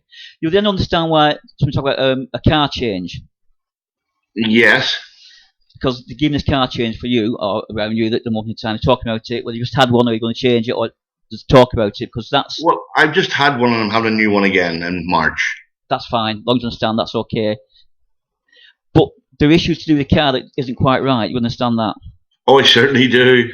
And this is what, again, they're talking about. Because they come around you all the time and they listen to your conversations, because you tend to moan a lot about things. I'm sorry, I'm going to give it as I'm getting it. I do apologise. You're talking to my wife again, aren't you? Just pay me for this call. I'm sorry, but I'm going to give it as I get it. I can't change things. I'm not going to. But God, I feel terrible now. But in the best will of the world, your heart is in the right place. You understand? I don't mean your chest either. I mean you understand where you like to help people and you get involved. Yes, I understand. So you might moan about things, but on the flip side, you're a decent person. I like to think so. Well, they like to think so as well, and that's why they're just passing this message on about where you are and everything. So you'd be a lot nicer if you didn't moan, but hey, we all have our quirks, don't we? We certainly do. Okay, and I also need to talk about having to get your eyes tested as well. All right. Get them checked. So there must be where your eyes been getting eye strain or something. Right. Get headaches. No. Yeah, get on down, Specsavers. Or any proprietary opticians. Sorry, say again. Sorry, we're just Stephen silly. I said get down to Specsavers, and he said there's other priority, other places as well. Oh, he beat me to it. We'll see on the radio. So yeah, talk about your eye strain. Is it you or is it your wife's on the eye strain? Because you mentioned your wife. No, my wife has wonderful eyes. I don't mean that way. Oh, that's so sweet. I have to say that 'cause she's here now. I'm going to go for the server. I'm not going to insult her then. Get into trouble. No, she's lovely. Oh, I gather she is. Yeah. Okay. Well, going forward again, I'm going to bring us back again about your eyes, because it's when you mention about your wife, that's when they give it me. So it could be for you or your wife. But either way, you talk about eye strains. It's like your eyes pulling. So I don't know whether you've been looking at PC too much, or you've been trying to read things that isn't quite right. I've never experienced any problems with my eyes, and I don't think my wife has. So I don't really know about the eye thing, if I'm honest. Watch for that. We're glad you gave me. It's not bad. It's just like an eye strain, so that you should be watching what you're doing, but be more aware of it and don't try and overdo it. Well, I will certainly take note of that, to be honest with you. It's not to worry about. Don't be wrong. It's nothing to worry about. Anything bad. It's like it is literally eye strain. We need to sort of think next time you get it. Starts pulling your eyes, a bit funny. Just come off the PC or come away from whatever you're doing and give them a chance to relax and unwind. Okay, I'll take that. No problem. I will say a very sweet lady with you. Not giving a name, but she's very sweet. She loves to bits, and she's comes around quite a lot. Can you describe her or tell me anything about her? I'm not seeing her much, not showing me, just talking to me. But I will say is that the way she was around people, everybody loved her. It wasn't a facade with it, it was genuine from her. The kindness that come from her, it's emanated, and people just loved to be around her the way she was. It was open door policy with her. Right, I possibly know who that may be. Yeah. But while she's talking about you, she's talking about your wife at the moment. Your wife, we talk about something to do with her ears somewhere. I don't know. To do what, sorry? Has your wife been talking about something to do with her ears, whether it's earache or it's something ringing her ears or something to do with her ears? She's pointing to her ears, you see, and I can't work out what she's saying. She's pointing to her ears. She suffers from imbalance. Right, that's fine. This makes sense then, that. Thank you. Because you just kept pointing to her ears, and it's like, I couldn't work out what she was getting at. You know, she falls quite a lot, my missus. That's a drink. No, it's not because I knock her out, because my dinner's not in time. What is it about Article? I'll take it back, shall I? Okay. But that's fine, just mentioning that. Just to say that you've been around and has been watching, and I know your wife has been talking about wanting to change things around in the house. Oh, please don't talk about that, for God's sake, no. You see, the thing about it, because she's working around you and they know what's going on, and she's talking about doing this and doing that, and she likes to change things around quite a lot. It's not a one-off, it's a... Oh, it's a constant thing. Exactly. My house decorated every bloody fortnight, and new wallpaper up, new bloody this, that, and the well, other. Please, it costs me too much money, leave it at that. This is what they're telling me, you see, and I think it's rather funny, because she sort of rules the roost. She's... Yeah, I'm the boss of my house, and I've got her permission to say so. Absolutely. Yeah, so obviously that's... Good God, I bet it. I'm going to get shot here now. That could cause all kinds of domestic problems. But she's talking about the changes, obviously, that needs to be happening around you. And you think, I've got it to Christmas, I've got to get it to me before the end of the year. And it's like, when will we find time? Yeah, I understand that. So you've got the headless chicken syndrome at the moment. You remember like a headless chicken, you don't know coming and going. Not just the house, with everything that's going on around you. You're so many things in your head at the moment, so many ideas and concepts, you don't know which direction to go in. Because you have a mindset of information that's coming through to you quite rapidly, and you're trying to deal with it, and you're trying to deal with your normal life as well. That makes sense? It certainly does. Okay. And I'm going to be mindful that somebody's having stomach problems as well. I certainly do. Again, I wouldn't worry about it, but it's just what they're making me aware of, and I'm going to obviously pass it on to you. And I'm also talk about March for anniversaries as well, please, around you. Oh, what, sorry? March anniversaries. March. Right.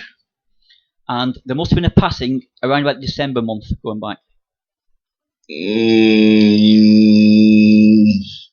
December passing. November, maybe, but not December. Was it the end of November? Yeah. And was the burial of the funeral in December? Yeah. That's where it comes in then. That's why they're talking about it. Okay. So I have a lady that comes from that side of it, or wants to let you know, remember it because of the funeral. Right. So also talking about somebody planting a tree or a bush of some kind as a memory. Yes. Yeah. So she's very impressed with that because you aren't a gardener. I'm certainly not got a green finger, no.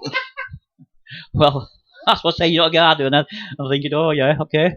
No, I have to employ a gardener because I'm too bloody lazy to cut my own garden. Well, that's what you're saying. You say, I think it's rather funny. You're saying you get to do anything, thinking you need a dig at your backside. Yeah.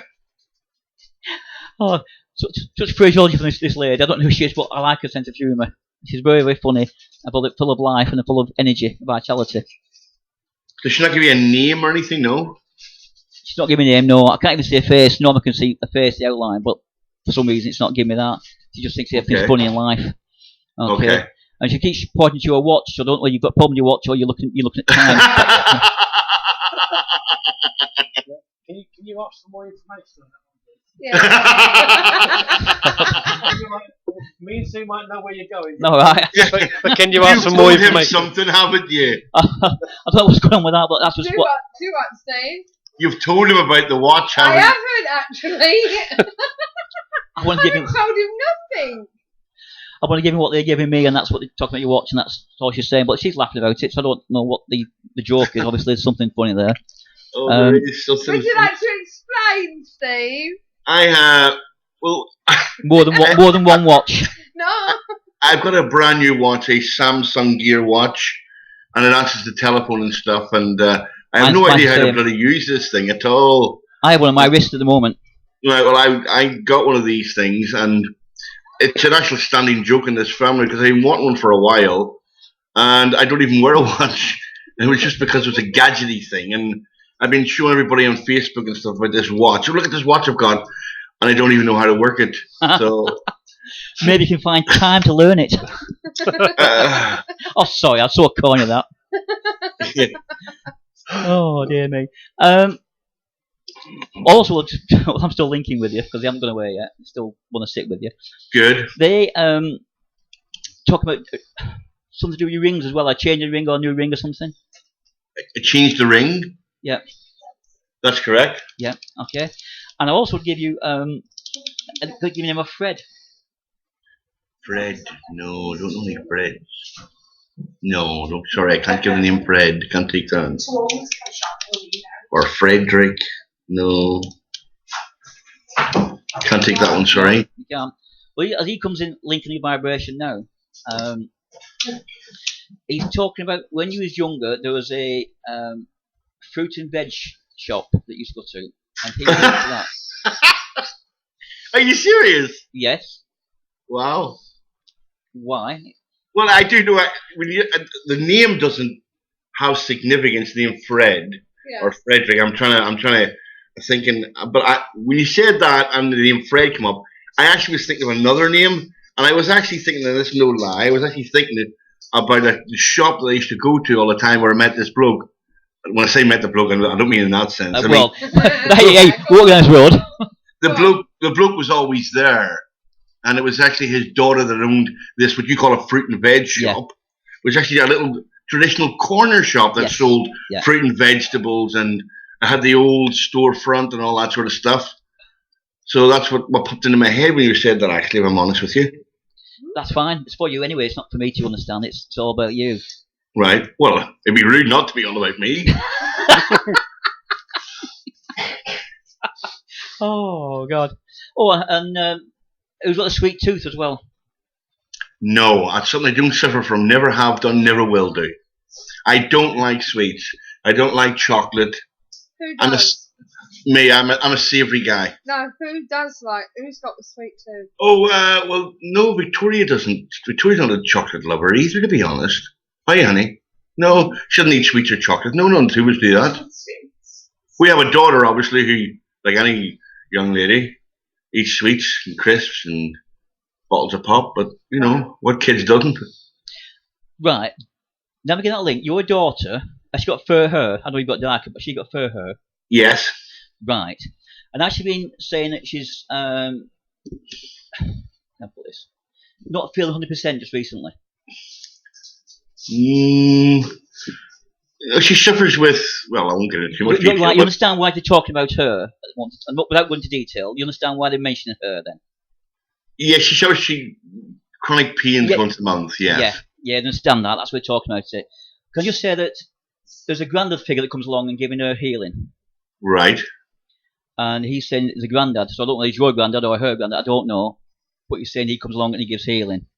Right, okay. And she's been complaining recently about this aches, pains, whatever you want to call it.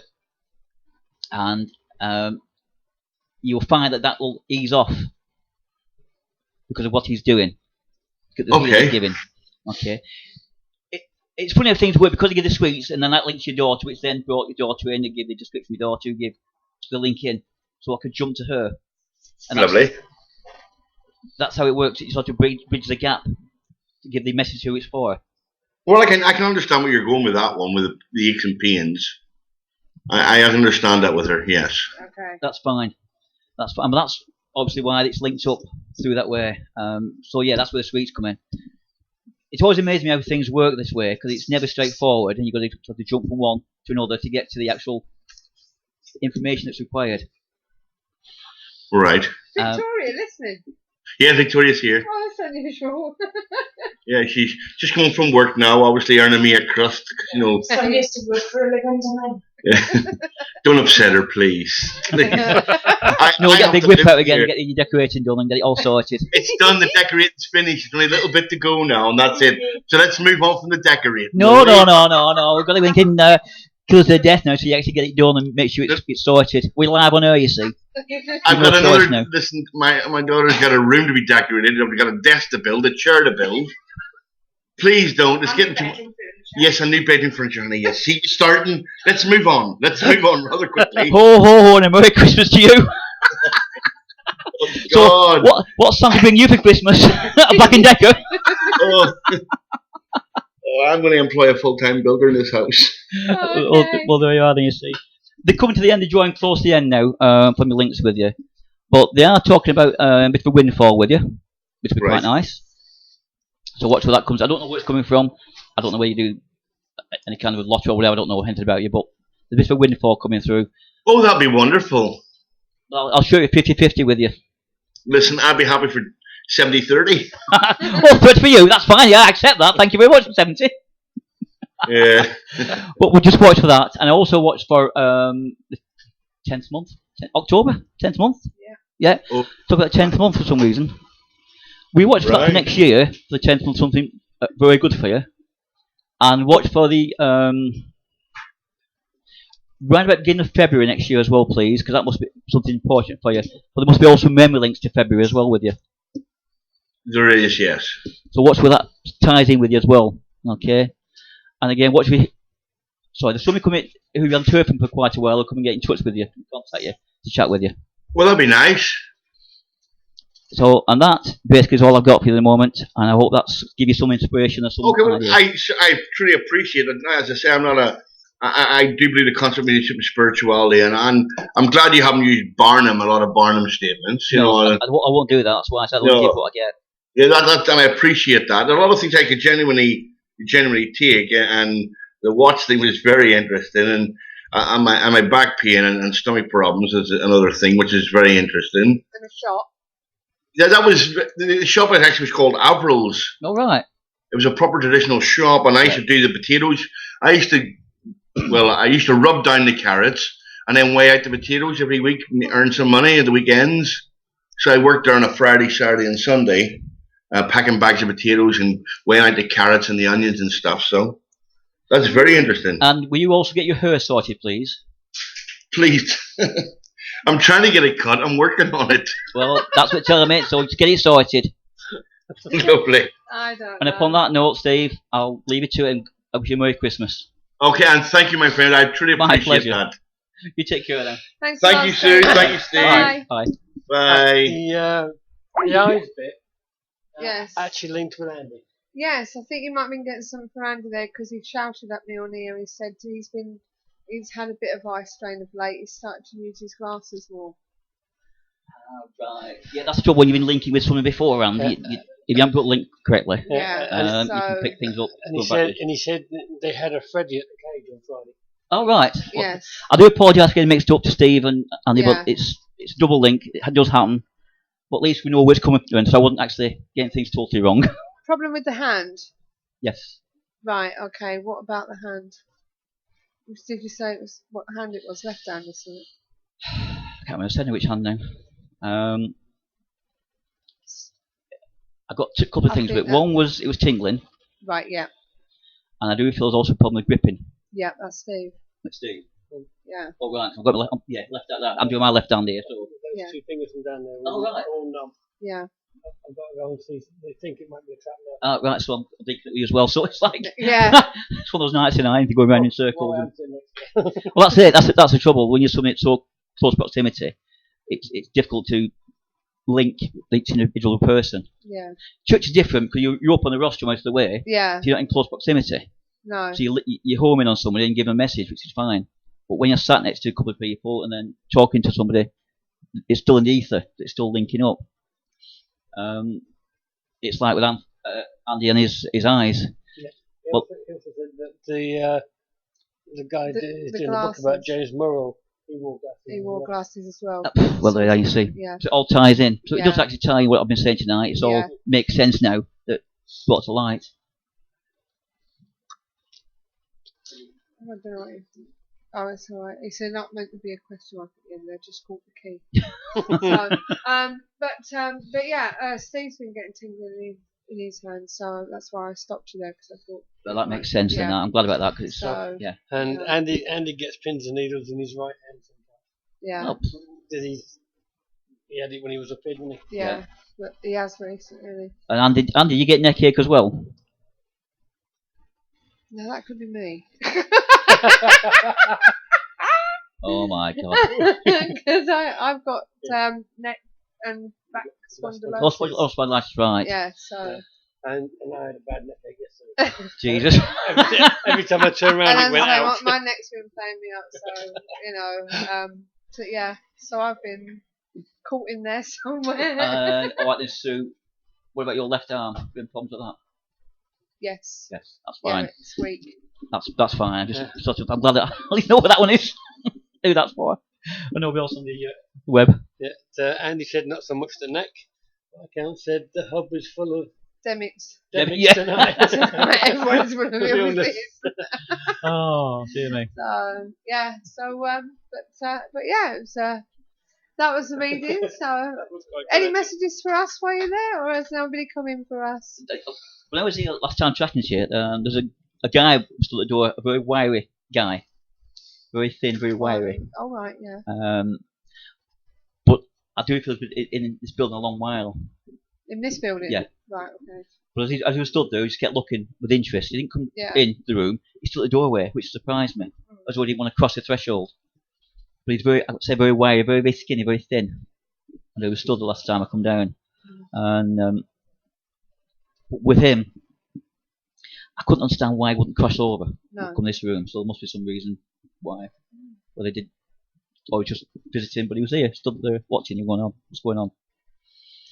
Oh, and Steve, you have an answering spirit that's very fond of you.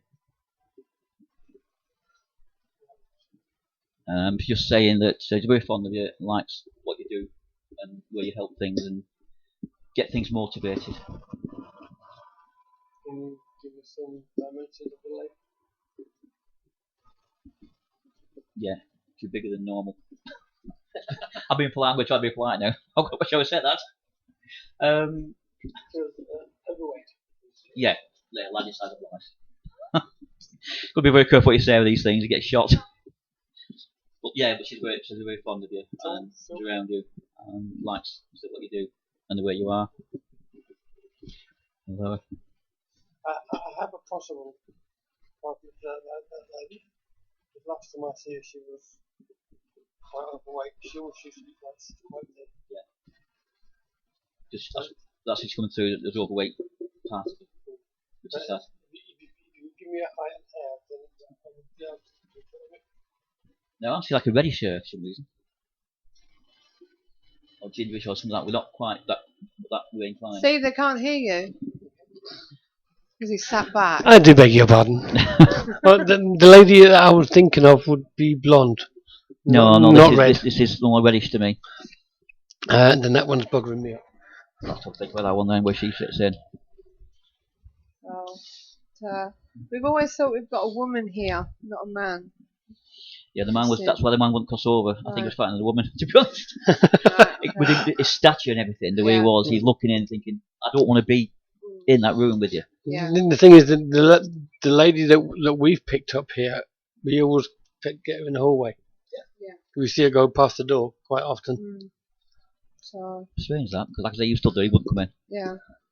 Okay. But that's for a comment with everybody else. Right, well, let me just say this. We thank you, sir. Back in a moment. Fed up of wading through the activities and events that other advertisers include? Find just what you're looking for at paranormaleventsforyou.com, your one-stop paranormal directory. Paranormaleventsforyou.com also offers banner advertising for only £10 per year. See our website for more details. Paranormaleventsforyou.com, your one-stop paranormal directory. Yeah, so don't forget, if you want to have a look at what's on offer at paranormaleventsforyou.com, then just go and visit. And if you also are an investigator of, you do investigations and stuff that you like to advertise, please remember us when you're doing your advertising drive. So it's all free as well. So, yes. Well, it's been not a bad night tonight. We've had quite a bit of unusual Skyping with Chad. Haven't we, Steve? 1 second. Yes. So, and... Yes, Andy's also asking the question to Jeff. How does it come to? Do you see, hear, or both? I'm going to say it's very mixed. Sometimes I see it, sometimes I hear it, or just sense it. It comes in different aspects depending on who the person is and how they come across to me at the time. So normally I hear it in my head. Everybody else very rarely hear it audibly, because that's something unusual. But certainly in my head all the time. I normally see pictures, and normally see the faces or the outline or the build, so I get a bit of double whammy with it. It can be pretty mixed up. Okay. Would this make sense to you? A mother figure, light to blonde hair, quite short. Yes. Because she's standing right behind you. That's my nan. That's the first person that had come to me when I first started all this, and she's around me all the time. I just sensed that she was there and suddenly got a cold breeze. Yeah. You wouldn't mess with me, nan, but she's a lovely person. She's amazing. Okay. Well, I suppose that's about it for tonight, ladies and gentlemen. And everybody that's in the hub, and hope you've enjoyed the show this evening. Thanks for coming, Jeff. Been my pleasure. Thanks for inviting me. That's right. Come back again. I will say hopefully we'll do it again next year. Yes, and definitely. Andy's saying no. It's that time. But he has sent me something for you to look at, John. Andy, the cunning craft that he was talking about. Oh, brilliant! You can email that to me. Forward it to me. I can send that to you. To link it to the. Thank you very much. Like I said, loved the show. Really enjoyed it. So I don't know what happened to Manky Hypno Man. Whether he's still there. He disappeared on us, didn't he? He simply disappeared on us. But Andy's been with us since the beginning, apart from his little break to get from bingo to home. House. That's a double house, isn't it? Yeah. So, and as I said, coming up next week. Coming soon. Woohoo! We've got Bob Cranmer, a former army officer and former politician figure. He will be coming on to talk to us and tell us about the horrific phenomena he and his family dealt with in their 100-year-old paranormal, in his 100-year-old Pennsylvania home. Be telling us the story of how the family fought for their home and sanity against an evil entity that possessed it, and won. Yes, they won. So, Andy says thanks for the reading. Andy, my pleasure. Viscount says thanks for the reading. Again, my pleasure. Okay, so, and as I say, we'll have you back on again. So, but don't forget, we're here every Sunday. This is where it's at. And this is your show as well, so if you want to email us at admin@ktpf.co.uk, we're always open to discuss any specific area of this genre, including ghosts, monsters, psychic phenomena, and other supernatural and unexplained mysteries. Remember, this is your show too, so get involved. We hope you enjoyed tonight's show, and we look forward to having your company again next Sunday at 8 p.m. on www.ktpf.co.uk. ktpf.co.uk. And just to let you know what's coming in December, before we finish, let me just get the thing up. Let you know what's coming through December. We have 7th is Bob Cranmer talking about the Demon of Brownville Road. On the 14th, Lee Brinkley's coming on to update us about the latest phenomena of black-eyed children that's been seen around. On the 21st, we've got Roberta Grimes talking about afterlife. She's an afterlife author. And on the 28th of December, we are going to be commemorating the anniversary of the Rendlesham incident with Steve Mehrer live in the Hub and Peter Robbins on Skype. So, thanks again for coming, as I said, Jeff. Thanks for the invite. And we will talk soon. So, thank you for listening to the KTPF Community Talk Show, recommended by Phenomena Magazine, the UK's leading online publication, and sponsored by Cregenhurst Castle, South Wales, one of the most haunted castles in Wales. For more information on ghostly events, including Fright Nights, all-night investigations, and hen parties, visit www.mosthauntedcastle.com. So until next time, perhaps you can join us with this one. All that's left to say is good night and God bless. And remember, Keep the paranormal friendly. Good Night, night, everyone. God bless. To see in the night, to measure the spike, to see how cold it's been. I buy my kit so I won't forget the ghosties that I have seen. The Paranormal Intelligence Gathering Services Ghost Store. So visit www.the-pigs.co.uk/ghost store.